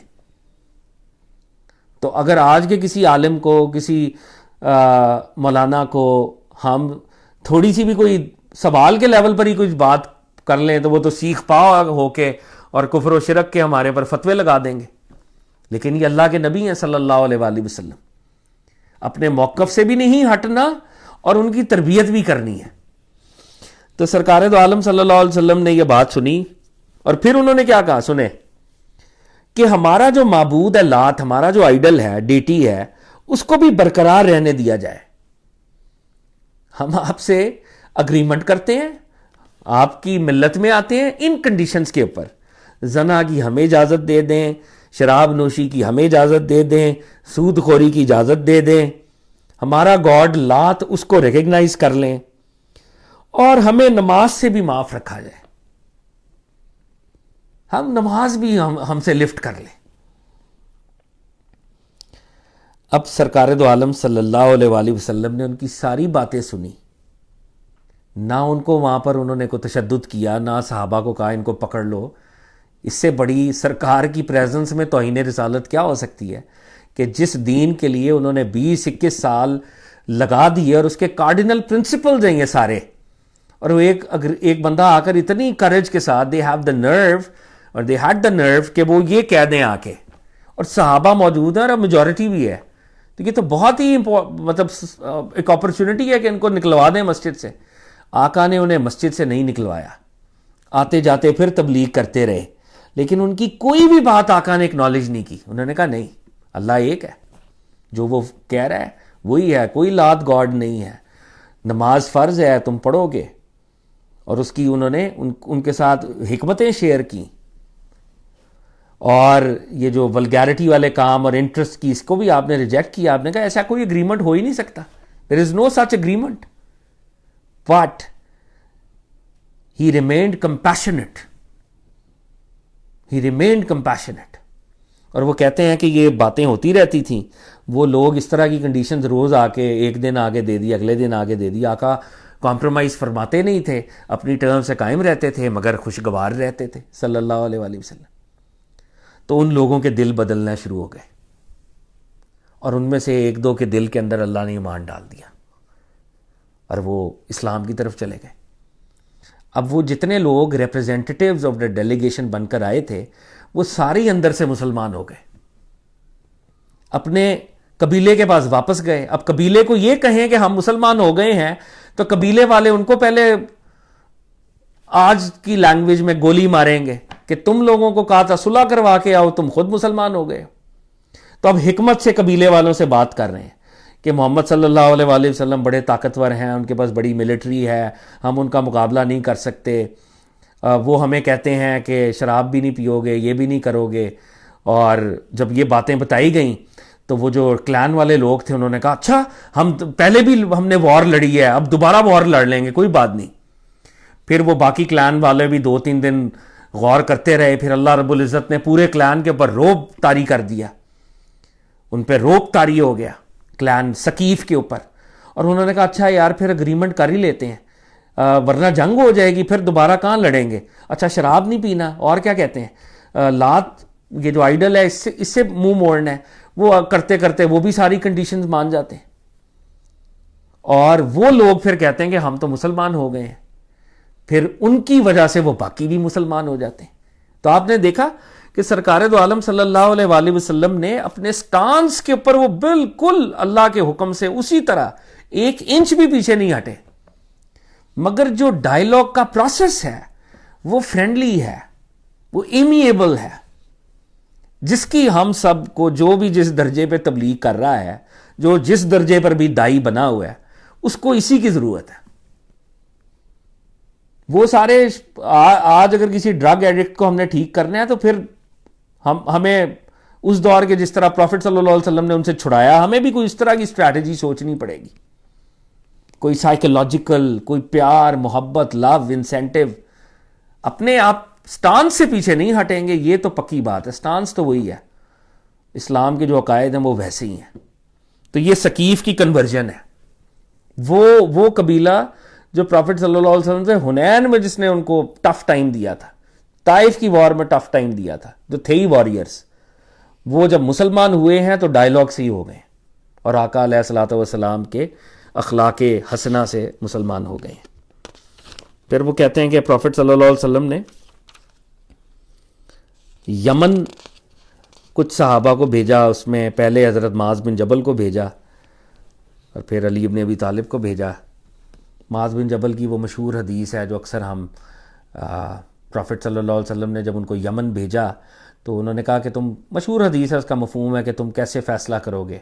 تو انہوں نے کہا یا رسول اللہ میں قرآن کی مدد سے فیصلہ کروں گا، اللہ کے کلام کی مدد سے فیصلہ کروں گا.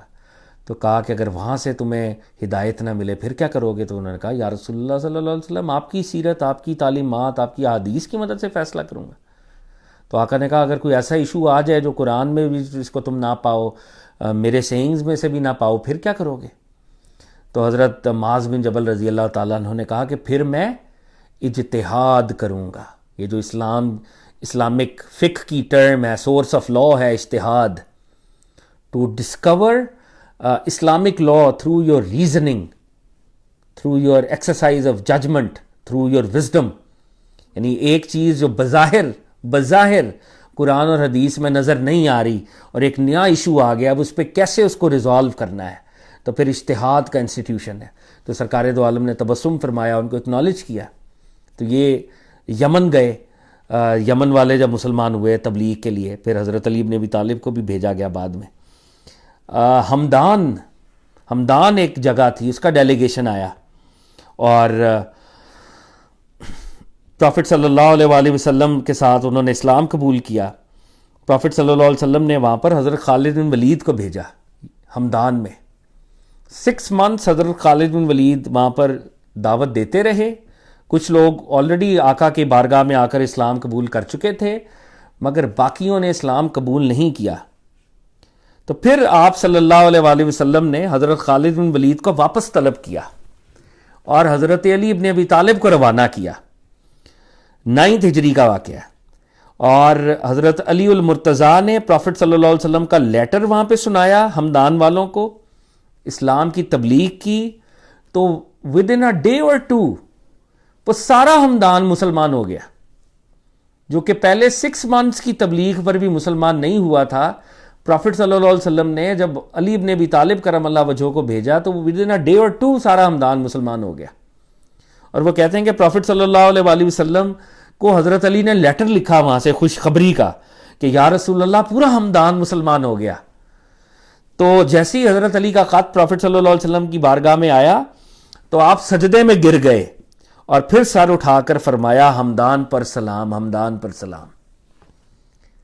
تو نبی صلی اللہ علیہ وآلہ وسلم کو اپنے ایک ایک امتی کا اتنا درد، اتنا غم، اور ان کی خوشی ہے جب وہ اسلام پر چلتے ہیں اور ان کو دعائیں دیتے ہیں صلی اللہ علیہ وآلہ وسلم.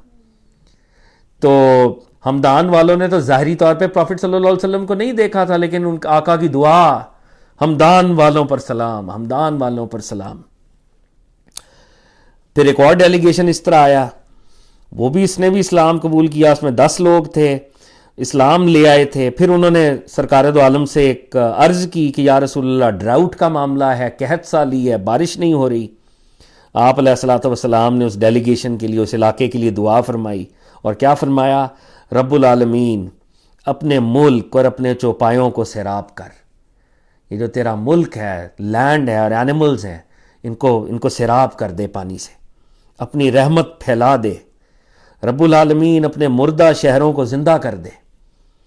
رب العالمین ہم پر ایسی بارش برسا دے جو ہماری فریاد رسی کر دے، ہماری فریادوں کو قبول کر لے.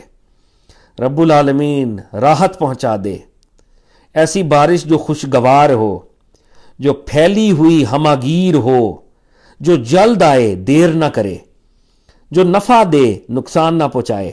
رب العالمین رحمت کی بارش، عذاب کی بارش نہیں، اور نہ غرق کرنے والی بارش، نہ ڈھانے والی بارش، نہ مٹانے والی بارش.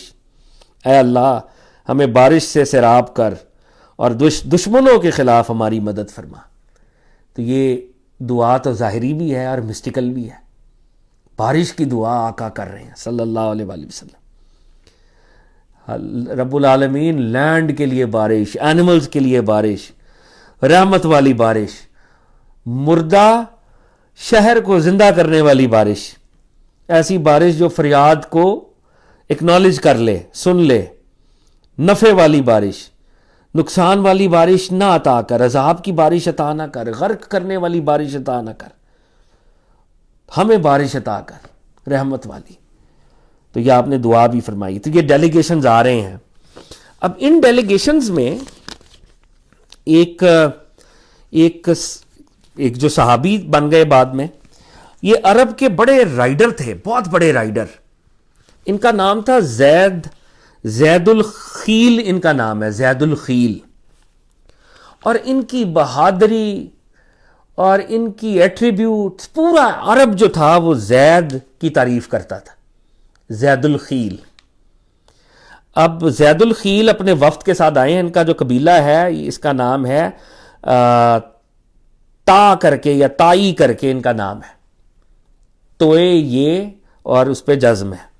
تو یہ ایک اپنا قبیلہ لے کر آئے ہیں. پروفٹ صلی اللہ علیہ وسلم سے گفتگو کی ہے. سرکار دو عالم صلی اللہ علیہ وسلم نے ان پر اسلام پیش کیا، انہوں نے اسلام قبول کیا، بہت کمال کے مسلمان ہوئے صحابی رسول صلی اللہ علیہ وسلم. لیکن حضرت زید الخیل جو کہ رائڈر تھے، بہادر تھے، ان کا تذکرہ ہم کیوں کر رہے ہیں؟ کیونکہ آقا نے ان کے بارے میں ایک بہت خوبصورت فکرہ عنایت فرمایا.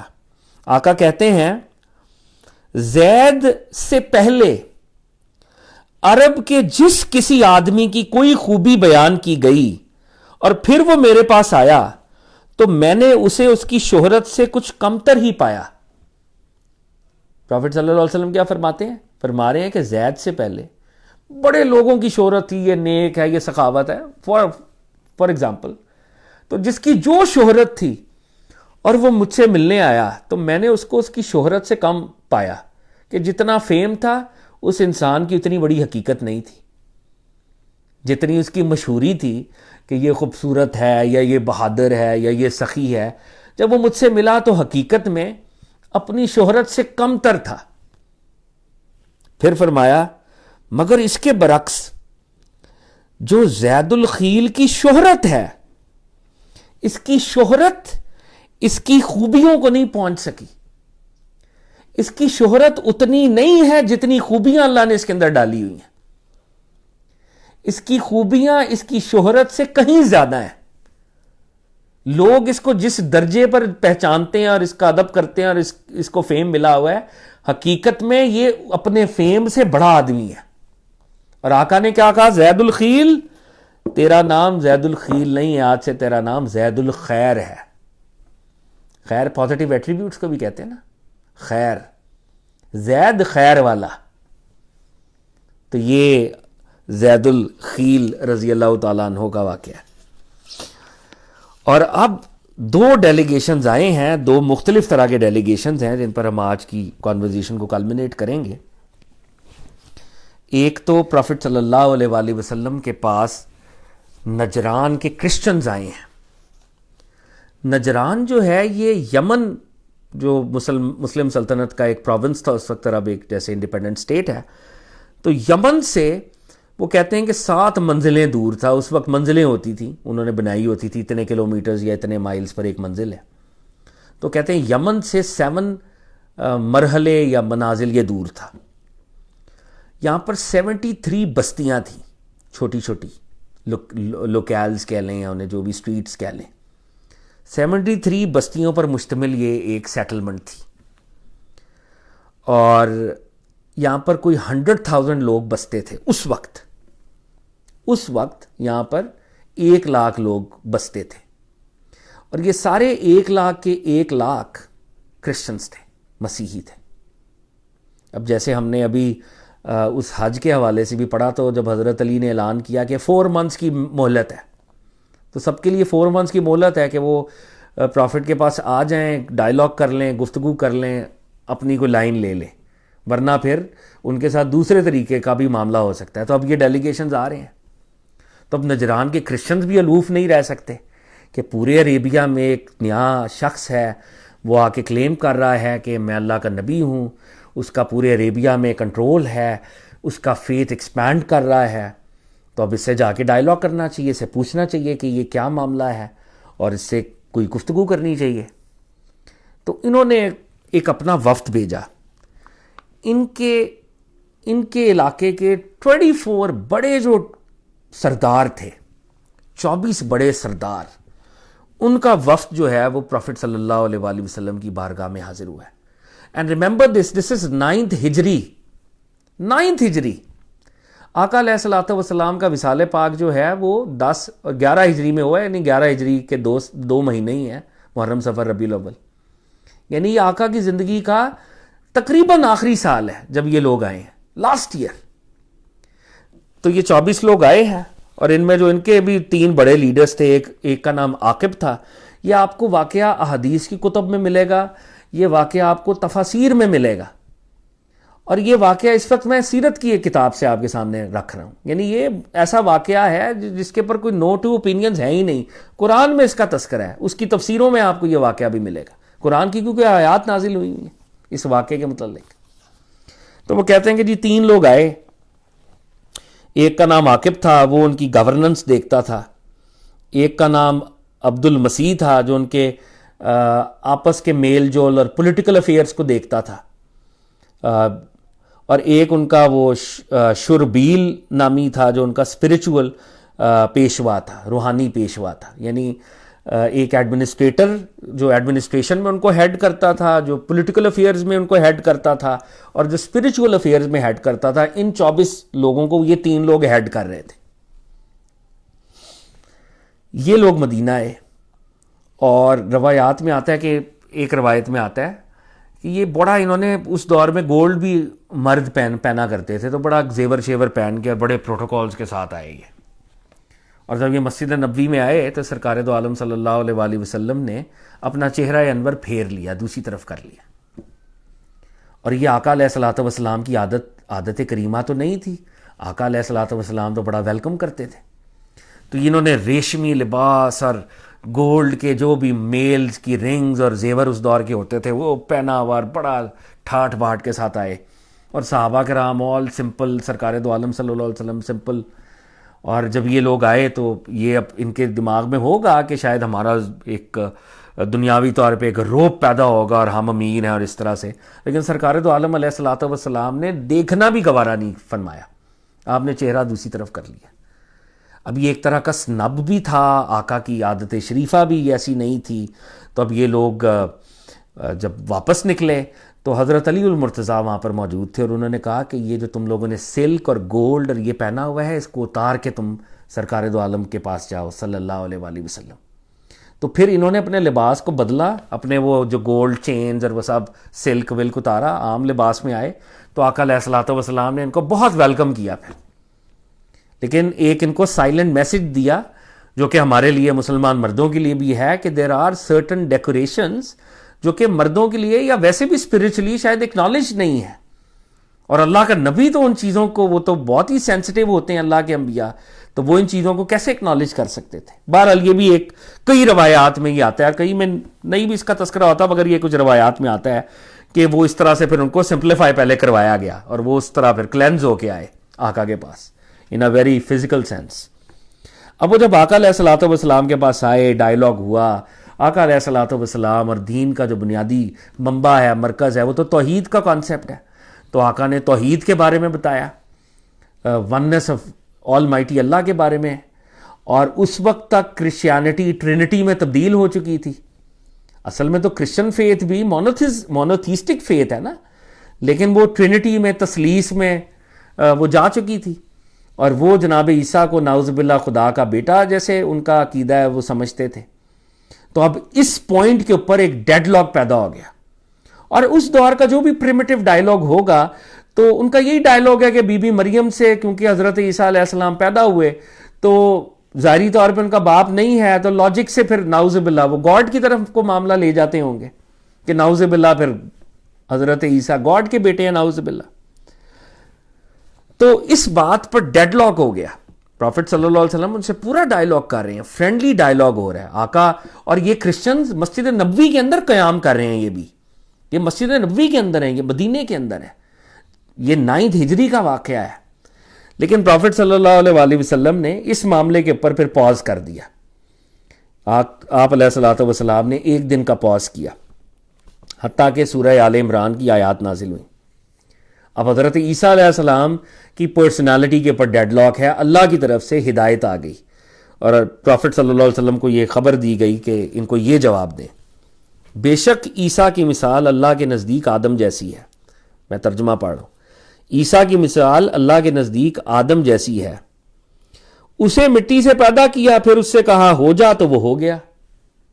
جیسے حضرت آدم علیہ السلام تو پھر ایک گریٹر میریکل ہے نا، کہ ان کا تو ماں باپ ہی نہیں ہے. تو اگر اللہ بغیر ماں باپ کے کسی کو تخلیق کر سکتا ہے تو بغیر باپ کے نہیں کر سکتا.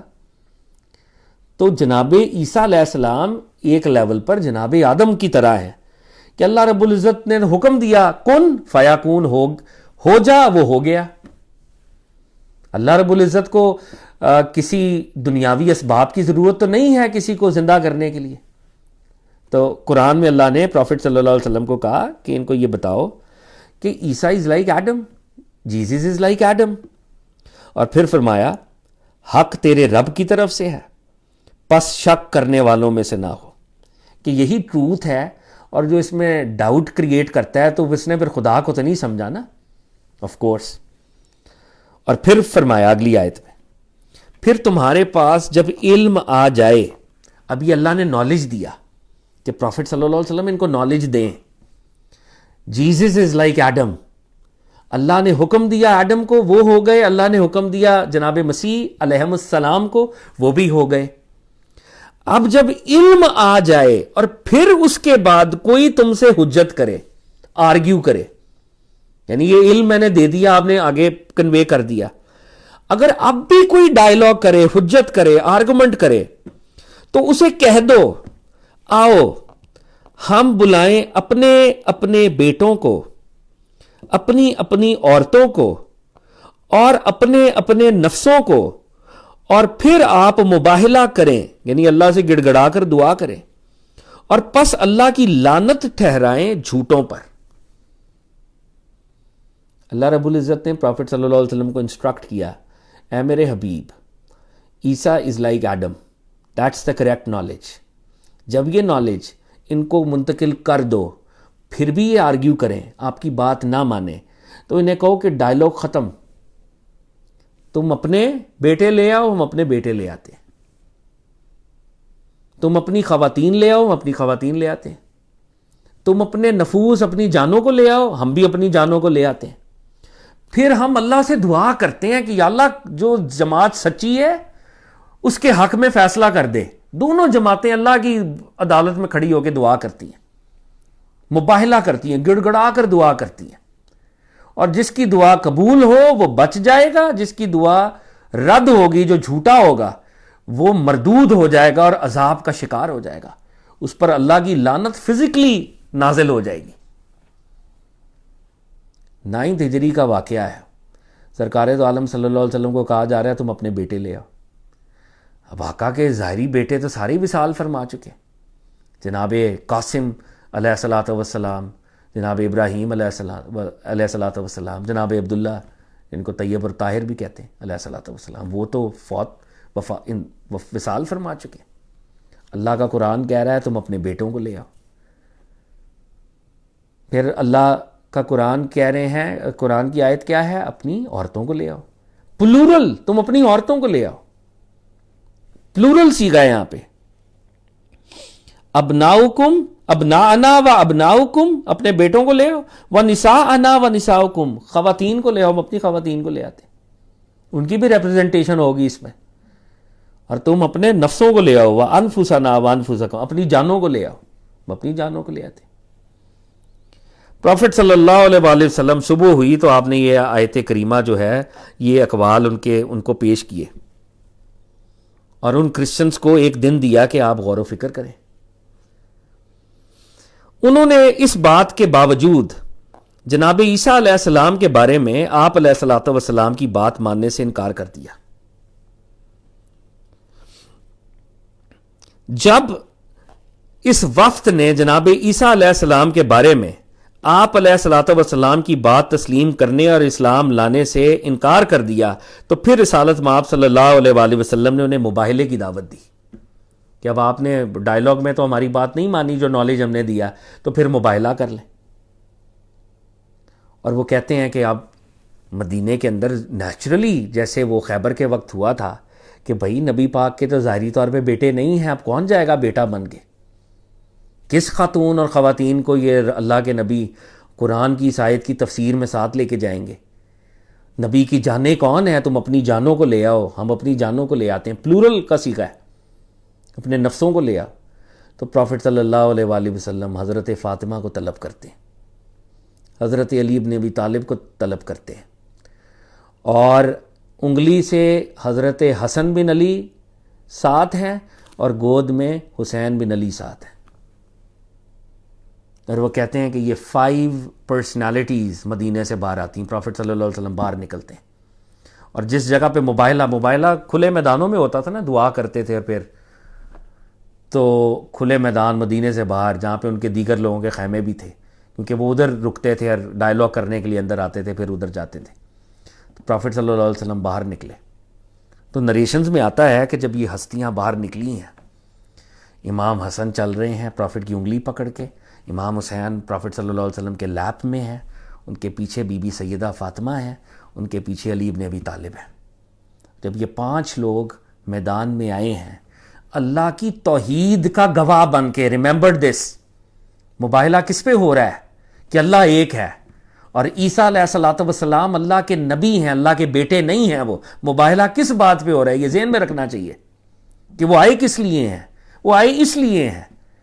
اور اب وقت ہوگا کہ اب سرکار دو عالم دعا کریں گے اور یہ آمین کہیں گے کہ جھوٹوں پر اللہ کی لعنت اور عذاب. پھر وہ آئے تو کہتے ہیں کہ جب یہ 5 پرسنالٹیز باہر نکلیں اور وہ کرسچن جو خاص طور پہ ان کا اسپرچول افیئرز کا ہیڈ تھا, اس نے کہا کہ میں ایسی ہستیوں کو دیکھ رہا ہوں, اگر انہوں نے ہمارے خلاف دعا کر دی اور اگر یہ واقعی اللہ کا نبی ہے تو روئے زمین پر ہمارا ایک بال اور ایک ناخن بھی عذاب سے نہیں بچ سکے گا. اتنا سخت عذاب ہم پہ نازل ہوگا کہ ہمارا ایک نیل یا ایک شریڈ آف ہیئر بھی نہیں بچے گا. Let's not go down this road, اس سڑک پہ مت چلیں. اور انہوں نے آپس میں بات کی اور انہوں نے کہا نہیں یا رسول اللہ, ہم مباہلہ نہیں کرتے, ہم مباہلہ نہیں کرتے, کوئی سیٹلمنٹ کر لیں, کوئی سیٹلمنٹ کر لیں. تو پروفٹ صلی اللہ علیہ وآلہ وسلم کے ساتھ وہ جو جزیے والا ایک معاملہ ہوتا ہے کہ تم لوگ اگر اپنے فیتھ کو پریکٹس کرنا چاہتے ہو تو پھر ہر سال کا مسلمانوں کو ٹیکس دو گے, مسلمان تمہیں امان دیں گے. تو ان چیزوں کے اوپر پروفٹ صلی اللہ علیہ وآلہ وسلم اور ان کا اگریمنٹ ہو گیا. اور وہ کہتے ہیں کہ جب یہ لوگ گئے, یہ جو 3 لوگ تھے, یہ 3 لوگ مسلمان ہو گئے, جو یہ ٹاپ کے 3 لوگ تھے ان 24 میں سے. اور پھر ان کی جیسے ہمیں روایات سے پتہ چلتا ہے کہ ان کے بعد ایک مومنٹ ایسا آیا کہ پھر وہ سارے ہی مسلمان ہو گئے آہستہ آہستہ آہستہ آہستہ کر کے. تو اسلام پھیلنا شروع ہو گیا اور پھر وہ جزیہ ختم ہو گیا اور پھر وہ جو زکوٰۃ اور صدقات کا تصور تھا وہ جاری ہوا. اور وہ پھر پروفٹ صلی اللہ علیہ وسلم حضرت علی کو روانہ کرتے اور حضرت علی وہاں کے لوگوں سے صدقہ اور زکوٰۃ لیتے.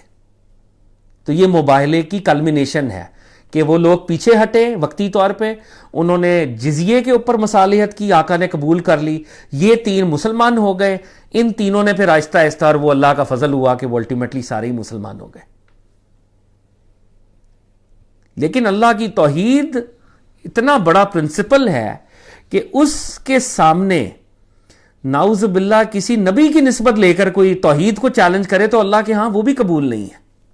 جناب عیسیٰ علیہ نبینا علیہ الصلوۃ والسلام ہمارے ماں باپ قربان, ہمارے ایمان کا حصہ ہیں ان سے محبت, ہم ان سے محبت کرتے ہیں, وہ ہمارے نبی ہیں. وی لو ہم, آلمائٹی اللہ نوز وی لو ہم اینڈ وی پرے دیٹ جب وہ آئیں تو ہم ان کی زیارت کر سکیں. اور جناب عیسیٰ علیہ السلام تو بری ہیں, ان کا تو یہ عقیدہ ہی نہیں ہے. لیکن اسلامی عقیدے کے تحت اگر توحید ڈسٹرب ہو رہی ہے تو پھر مباہلے کی ایکسٹینٹ تک بھی اللہ کے نبی سرکار دو عالم صلی اللہ علیہ وآلہ وسلم کو اگر بھیجنا پڑا تو بھیجیں گے. تو یہ توحید کے لیے یہ 5 ہستیاں باہر آئی ہیں. اور جو یہ بچے آقا کے لیب میں تھے تو آپ کے خیال میں یہ آگے زندگی میں پھر توحید کے پرنسپل کو ڈیفینڈ نہیں کریں گے؟ اس پہ بھی غور کرنا چاہیے. یہ جو امام حسن امام حسین تھے جو قرآن کی آیت کے ذریعے باہر آئے تھے تو وہ بعد میں بھی تو توحید ہی کو ڈیفینڈ کریں گے نا. جن کے بلڈ کے اندر اللہ کے نبی نے, اس خاندان نے توحید ڈالی ہوئی ہے, وہ بعد میں بھی لڑیں گے, بعد میں بھی پروٹیکٹ کریں گے. اور انہوں نے یہ پروٹیکٹ کیا. اب یہ جو آخری واقعہ آج ہم پڑھ رہے ہیں یہ ذرا شاید اس طرح سے لوگوں کے علم میں نہ ہو, مگر یہ بھی بڑا اہم واقعہ ہے. پروفٹ صلی اللہ علیہ وآلہ وسلم کی بارگاہ میں ایک وفد آیا. اس وفد, یہ جو کلین ہے یہ ہے بنی حنیفہ, اور اس بنی حنیفہ کے اندر مسیلمہ کذاب بھی ہے, دا فالس پروفٹ, جو الٹیمیٹلی پھر حضرت ابو بکر صدیق کے دور میں قتل ہوگا. دا فالس پروفٹ وہ خود سرکار کی بارگاہ میں آیا ہے صلی اللہ علیہ وآلہ وسلم. اب سرکار دو عالم صلی اللہ علیہ وآلہ وسلم مدینے کے اندر یہ وفد آ گیا ہے, اور یہ وفد ایک انصاری صحابی کے مکان پر اس نے وہاں پہ رکا ہے. یہ ایک انصاری صحابی ہیں جن کے مکان پر یہ آ کے رک گیا ہے. یہ سارا وفد پروفٹ صلی اللہ علیہ وسلم کی بارگاہ میں آیا ہے. یہ مسیلمہ کذاب پروفٹ صلی اللہ علیہ وسلم کی بارگاہ میں نہیں آیا, یہ اکڑ میں اندر ہی رہا. ان کا غالباً لیڈر تھا کلین کا, تو یہ اکڑ میں کہ مجھ سے ملنے اس گھر آئیں, میں باہر نہ ہوں. تو اس کے اندر وہ اکڑ اور تکبر تھی. پروفٹ صلی اللہ علیہ وآلہ وسلم نے ابتداءً قولن اور فعلاً بہت شفقت فرمائی اور ان لوگوں کی دل جوئی کی. تو پروفٹ صلی اللہ علیہ وسلم آغاز میں آپ نے اپنی سپیچ میں, اپنے ایکشنز میں بہت ان کے ساتھ حسن سلوک کا معاملہ فرمایا. لیکن وہ یہ لوگ اپنی اکڑ میں، اور وہ مسلمہ باہر ہی نہیں نکلتا تھا، وہ آتا ہی نہیں تھا. تو پروفٹ صلی اللہ علیہ وآلہ وسلم کو رب العزت کی جانب سے یہ اطلاع ہو گئی کہ یہ معاملہ شر والا ہے، یہ معاملہ شر والا ہے. اور اس سے پہلے آقا کو ایک خواب بھی آئی صلی اللہ علیہ وآلہ وسلم کہ رب العزت نے آپ کو، یا آپ کو جیسے بہت سے روئے زمین کے ٹریجرز عطا ہوئے ہیں، بہت ٹریجرز آپ کو خزانے عطا ہوئے ہیں، اور ان میں گولڈ کے 2 کنگنز ہیں جو آپ کے ہاتھ میں گرے ہیں، لیکن آپ کو وہ دونوں کنگن بہت برے لگ رہے ہیں. جب آپ کے ہاتھ میں وہ گرتے ہیں آپ کو ایک رنج محسوس ہوتا ہے. تو اللہ رب العزت خواب میں آقا کو حکم دیتے ہیں کہ ان کو پھونک مارو. تو سرکار دو عالم خواب میں پھونک مارتے ہیں تو وہ اڑ جاتے ہیں.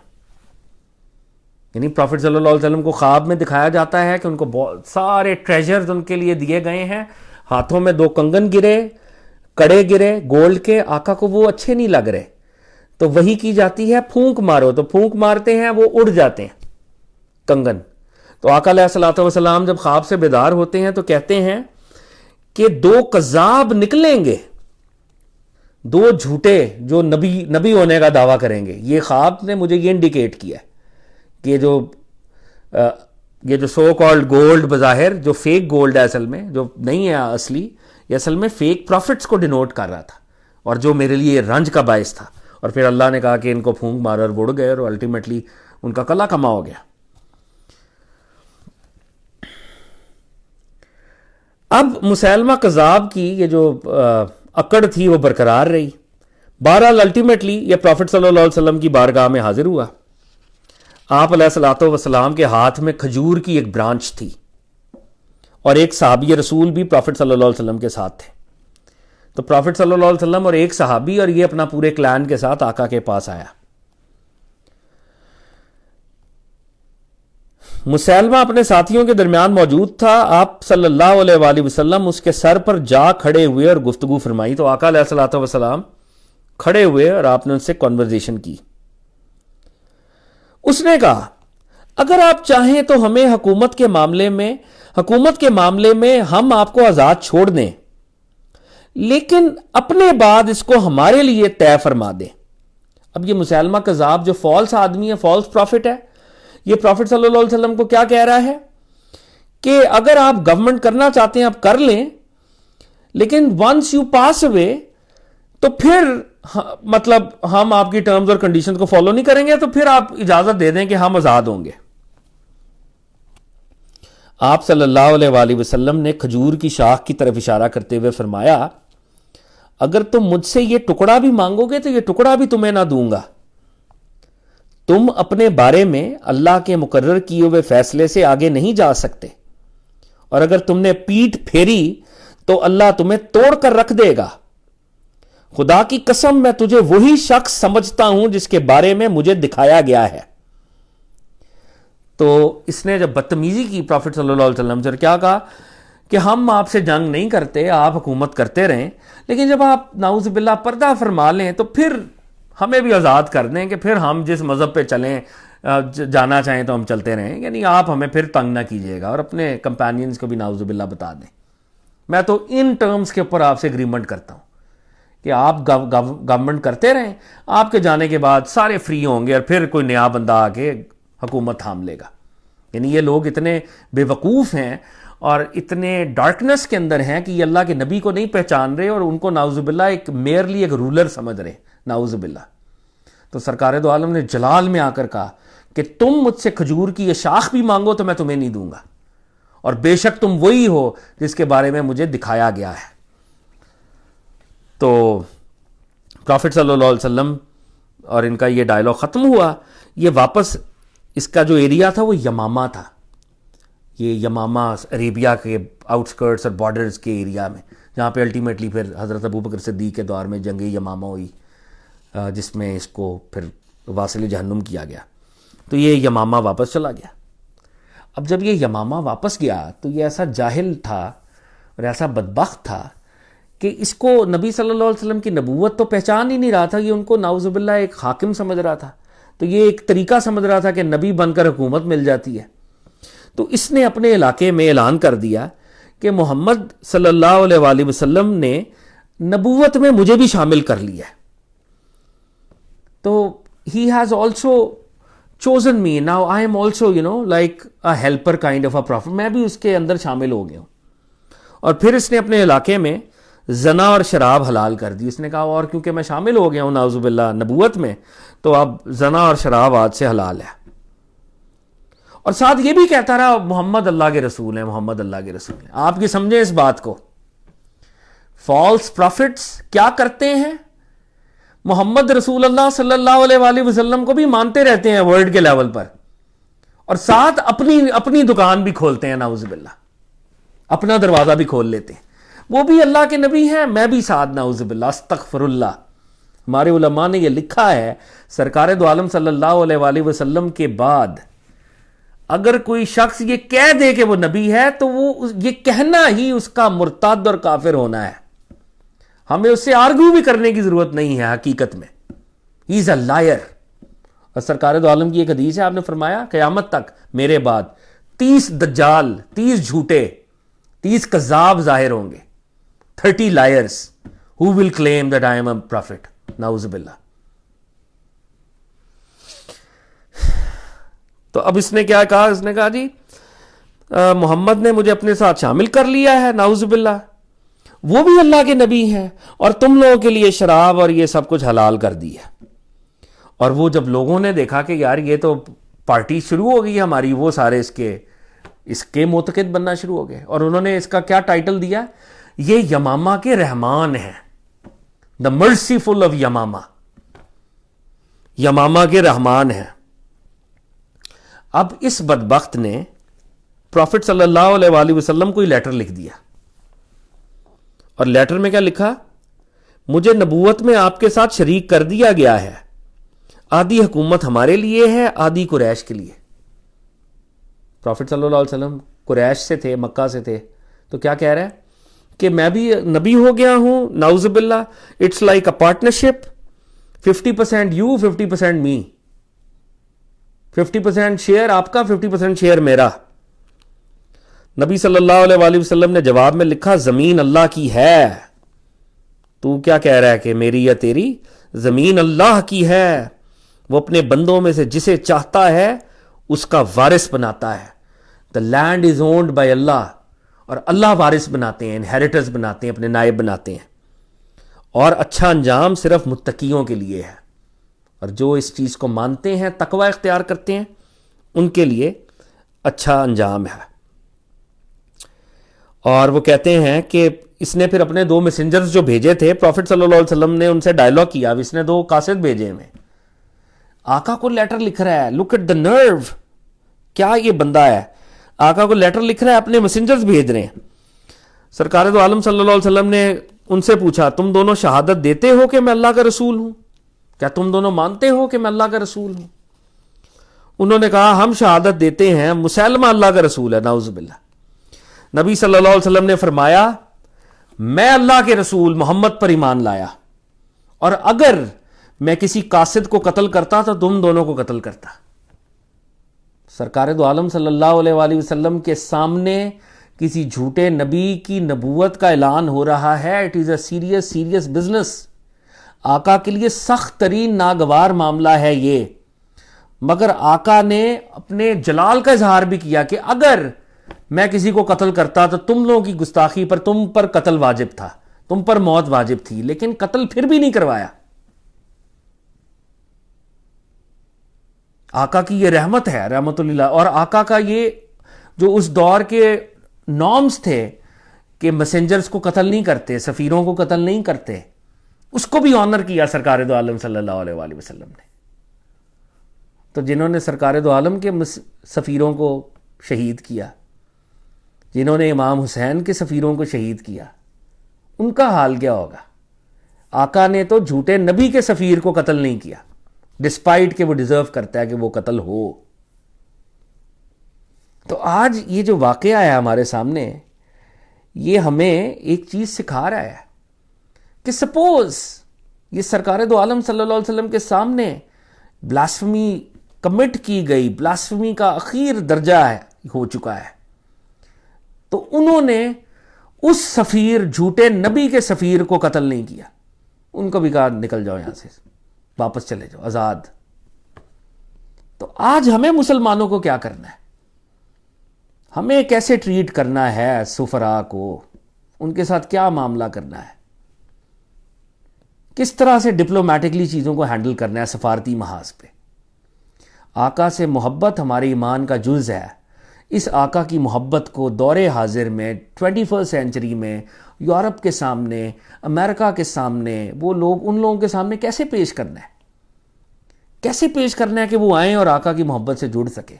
کہ اپنی سڑکیں جلا کے، اپنے بندوں کو مار کے، آپس میں لڑ جھگڑ کے، آپس میں خندقیں کھود کے، کیا اس سے فرانس کو، رشیا کو، یورپ کو، انگلینڈ، امریکہ کو کوئی پیغام جا رہا ہے ہمارے آپس میں لڑنے کے ساتھ؟ یا اس کی بجائے ہمارے ڈیلیگیشنز فرانس میں جائیں، ہمارے ڈیلیگیشنز یورپ میں جائیں، ان کو آقا علیہ الصلوۃ والسلام کے بارے میں انٹروڈیوس کرائیں، ہم کوئی ڈاکیومنٹریز بنائیں، ہم کوئی کتابیں لکھیں، ہم کوئی لیٹرز لکھیں، ہم ان کی اخباروں میں آرٹیکلز لکھیں، لوگوں کو بتائیں ہمارا موقف کیا ہے، ہمارے نبی صلی اللہ علیہ وآلہ وسلم کی مرسی، ان کی شان کیا ہے؟ کیا یہ اسٹریٹجی ہے کہ یا یہ اسٹریٹجی ہے؟ یہ واقعہ شاید میں اتنی ڈیٹیل میں نہیں پڑھتا، لیکن یہ پڑھا اس لیے ہے کہ مسیلمہ کذاب کے بی میسنجر کو کچھ نہیں کہا آقا نے، جو ان کے سامنے بلاسفیمی کمٹ کر رہا ہے صلی اللہ علیہ وآلہ وسلم. یہ لیسنز ہم نے لرن کرنے ہیں، یہ لیسنز ہم نے لرن کرنے ہیں.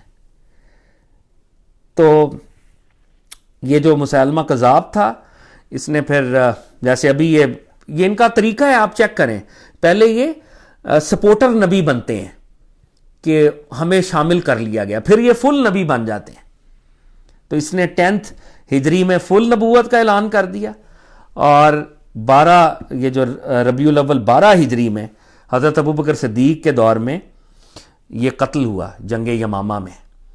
اور اسی وحشی نے، جس نے حضرت حمزہ کو شہید کیا تھا، اس نے، اب وہ مسلمان ہو گئے تھے، اور اس نے ان کو قتل کیا. اور وہ یہ کہا کرتے تھے کہ شاید اس وجہ سے رب العزت مجھے بخش دیں، کیونکہ مجھ سے بہت بڑی خطا سرزد ہو گئی تھی کہ حضرت حمزہ مجھ سے شہید ہوئے تھے، لیکن اس کے قتل کے بعد جو میرے ہاتھوں اللہ نے کروایا، تو شاید میرا معاملہ جو ہے رب العزت کی بارگاہ میں سیلویشن اور نجات کی طرف چلا جائے. تو ایک اور بھی مدعی نبوت تھا، اسود انسی اس کا نام تھا. آقا نے کہا نا 2 کنگن گرے ہیں اور آقا کو رنج ہوا. تو اسود انسی جو ہے، اس نے یمن میں یہ نبوت کا اعلان کیا تھا، اور ایک صحابی رسول کے ہاتھوں قتل ہوا، نبی پاک کی زندگی میں قتل ہوا. اور نبی پاک کو وحی کے ذریعے اطلاع ہوئی کہ صحابہ کرام نے اس کو قتل کیا ہے. لیکن جو ہیومن لیول کے اوپر خبر آئی، وہ حضرت ابوبکر صدیق کے دور میں آئی کہ پروفٹ کا وصال ہو چکا تھا، اور لوگوں نے آگے بتایا کہ وہ واصل جہنم ہو چکا ہے. تو یہ پروفٹ صلی اللہ علیہ وآلہ وسلم کے بعد جو مختلف ڈیلیگیشنز آئے، ثقیف کے ڈیلیگیشن کی جیسے ہم نے بات کی، ایلیویٹڈ پلیٹ فارم پہ ان کو بٹھایا، وہ الٹیمیٹلی مسلمان ہوئے. کرسچنز آئے، مباہلے کی بات ہوئی، الٹیمیٹلی وہ ہمدان میں حضرت خالد بن ولید اور پھر حضرت علی بن ابی طالب کو بھیجا، اور وہ مسلمان ہوئے، اور آقا نے ان کے لیے دعا فرمائی. اور زید الخیل، جن کو آقا نے کہا کہ اس کے اندر خوبیاں اس کے فیم سے زیادہ ہیں، یہ زید الخیر ہے رضی اللہ تعالیٰ عنہ. تو آقا علیہ الصلوۃ والسلام نے اب یہ ساری ایک امت کو، اور آقا علیہ الصلوۃ والسلام کا جو مشن ہے، سارے انبیاء کی شان بلند ہے، لیکن آقا علیہ الصلوۃ والسلام کو رب العزت نے وہ کامیابی اس دنیا میں دکھا دی ہے. اس دنیا میں وہ امت، آقا علیہ الصلوۃ والسلام نے اس کو کھڑا کیا، ہر چیلنج کا مقابلہ کیا. سارے انبیاء کو جو ایک ایک چیلنج آتا تھا، نبی صلی اللہ علیہ وآلہ وسلم کو سائملٹینیسلی وہ سارے چیلنجز آئے ہیں، اور آپ نے سائملٹینیسلی ہر چیلنج کو ٹیکل کیا ہے، اور رب العزت کے فضل و کرم سے اللہ نے آپ کو پریویل کروایا ہے. اللہ نے آپ کو دنیاوی طور پر بھی، ظاہری طور پر بھی کامیاب کیا ہے. تو یہ 9 ذی الحج کا 9 ہجری کا واقعہ ہے، اور 9 ہجری کے بعد 10 ہجری آئے گی. 10 ہجری کے کچھ مختصر سے ہم واقعات دیکھیں گے، اور 10 ہجری کا جو سب سے بڑا واقعہ ہے وہ حجۃ الوداع ہے، the farewell pilgrimage, the first and the last pilgrimage of Prophet صلی اللہ علیہ وسلم.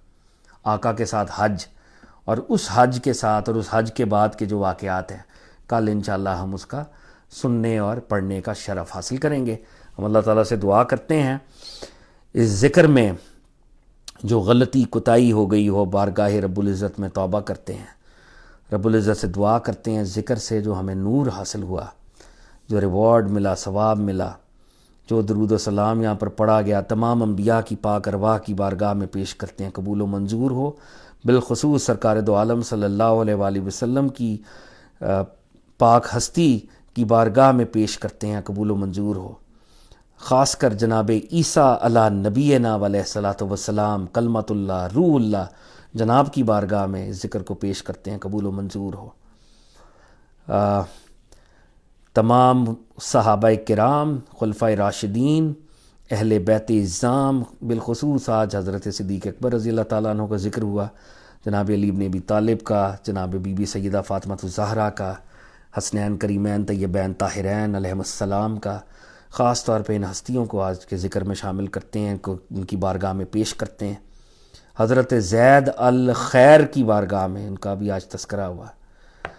جن جن لوگوں نے آقا کی ہاتھ پر اسلام قبول کیا، جن کے لیے آقا نے دعائیں کی، ان سب کو، اور اللہ رب العزت سے دعا کرتے ہیں کہ ان تمام ہستیوں کے صدقے جن کا وسیلہ واسطہ ہم پیش کر رہے ہیں بارگاہ رب العزت میں، ہمیں قبر میں، حشر میں سرکار دو عالم صلی اللہ علیہ وآلہ وسلم کی پہچان نصیب فرما۔ ہمیں آقا کا جو ختم نبوت کا پہلو ہے اس پر چلنے کی توفیق عطا فرما، اس کو سمجھنے کی، اس کو پھیلانے کی توفیق عطا فرما۔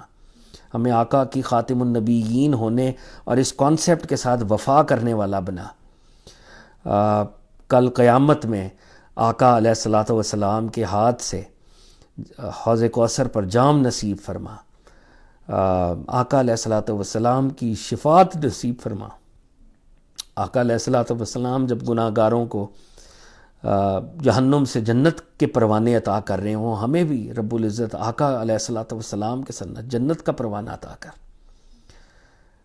جو ہمارے مجبور مقہور مسلمان ہیں، خاص طور پہ میرے کشمیر میں بہن بھائی، فلسطین میں بہن بھائی، رب العزت ان پر خاص کرم و فضل فرما، ان کی مشکلات کو آسان فرما۔ رب العزت جتنے اور مسلمان ہیں سب پر اپنا فضل و کرم فرما، اور کل انسانیت کو سرکار دو عالم علیہ الصلاۃ والسلام سے جڑنے کی توفیق عطا فرما۔ آقا کا نور وصول کرنے والا بنا، آقا کا نور سے ان کو لائٹ ایکسٹریکٹ کرنے والا بنا۔ ساری انسانیت آقا سے دور نہ رہے، آقا کے ساتھ جڑ جائے صلی اللہ علیہ وآلہ وسلم۔ اپنے درجے پہ ہم درجات کی بلندی کی دعا کرتے ہیں۔ حضرت علی حجویری، حضرت شیخ عبد القادر جیلانی، حضرت سید میرا حسین زنجانی، رب العزت ان کی ایفرٹس کو قبول فرمائے، ان کے درجات کو بلند فرمائے، ان کے صدقے ہم پر فضل کرے۔ ملک پاکستان کی خیر، بانیان پاکستان کی خیر، قائد اعظم محمد علی جناح صاحب، علامہ اقبال، سب کی ارواح پروردگار اپنا فضل کر، اور ملک پاکستان کی حفاظت فرما، اندرونی بیرونی خطرات سے نمٹنے کی توفیق عطا فرما۔ تمام جو کلیم کرتے ہیں ہم سب کہ ہم عشاق رسول ہیں، ہمیں حکمت عطا فرما، ہمیں نبی علیہ الصلوۃ والسلام کی فراست میں سے، وزڈم عطا فرما، ہمیں تبلیغ کا وہ طریقہ عطا فرما کہ ہم انسانیت کو آقا سے جوڑ سکیں اور آقا کا پیغام تمام انسانیت تک پہنچا سکیں۔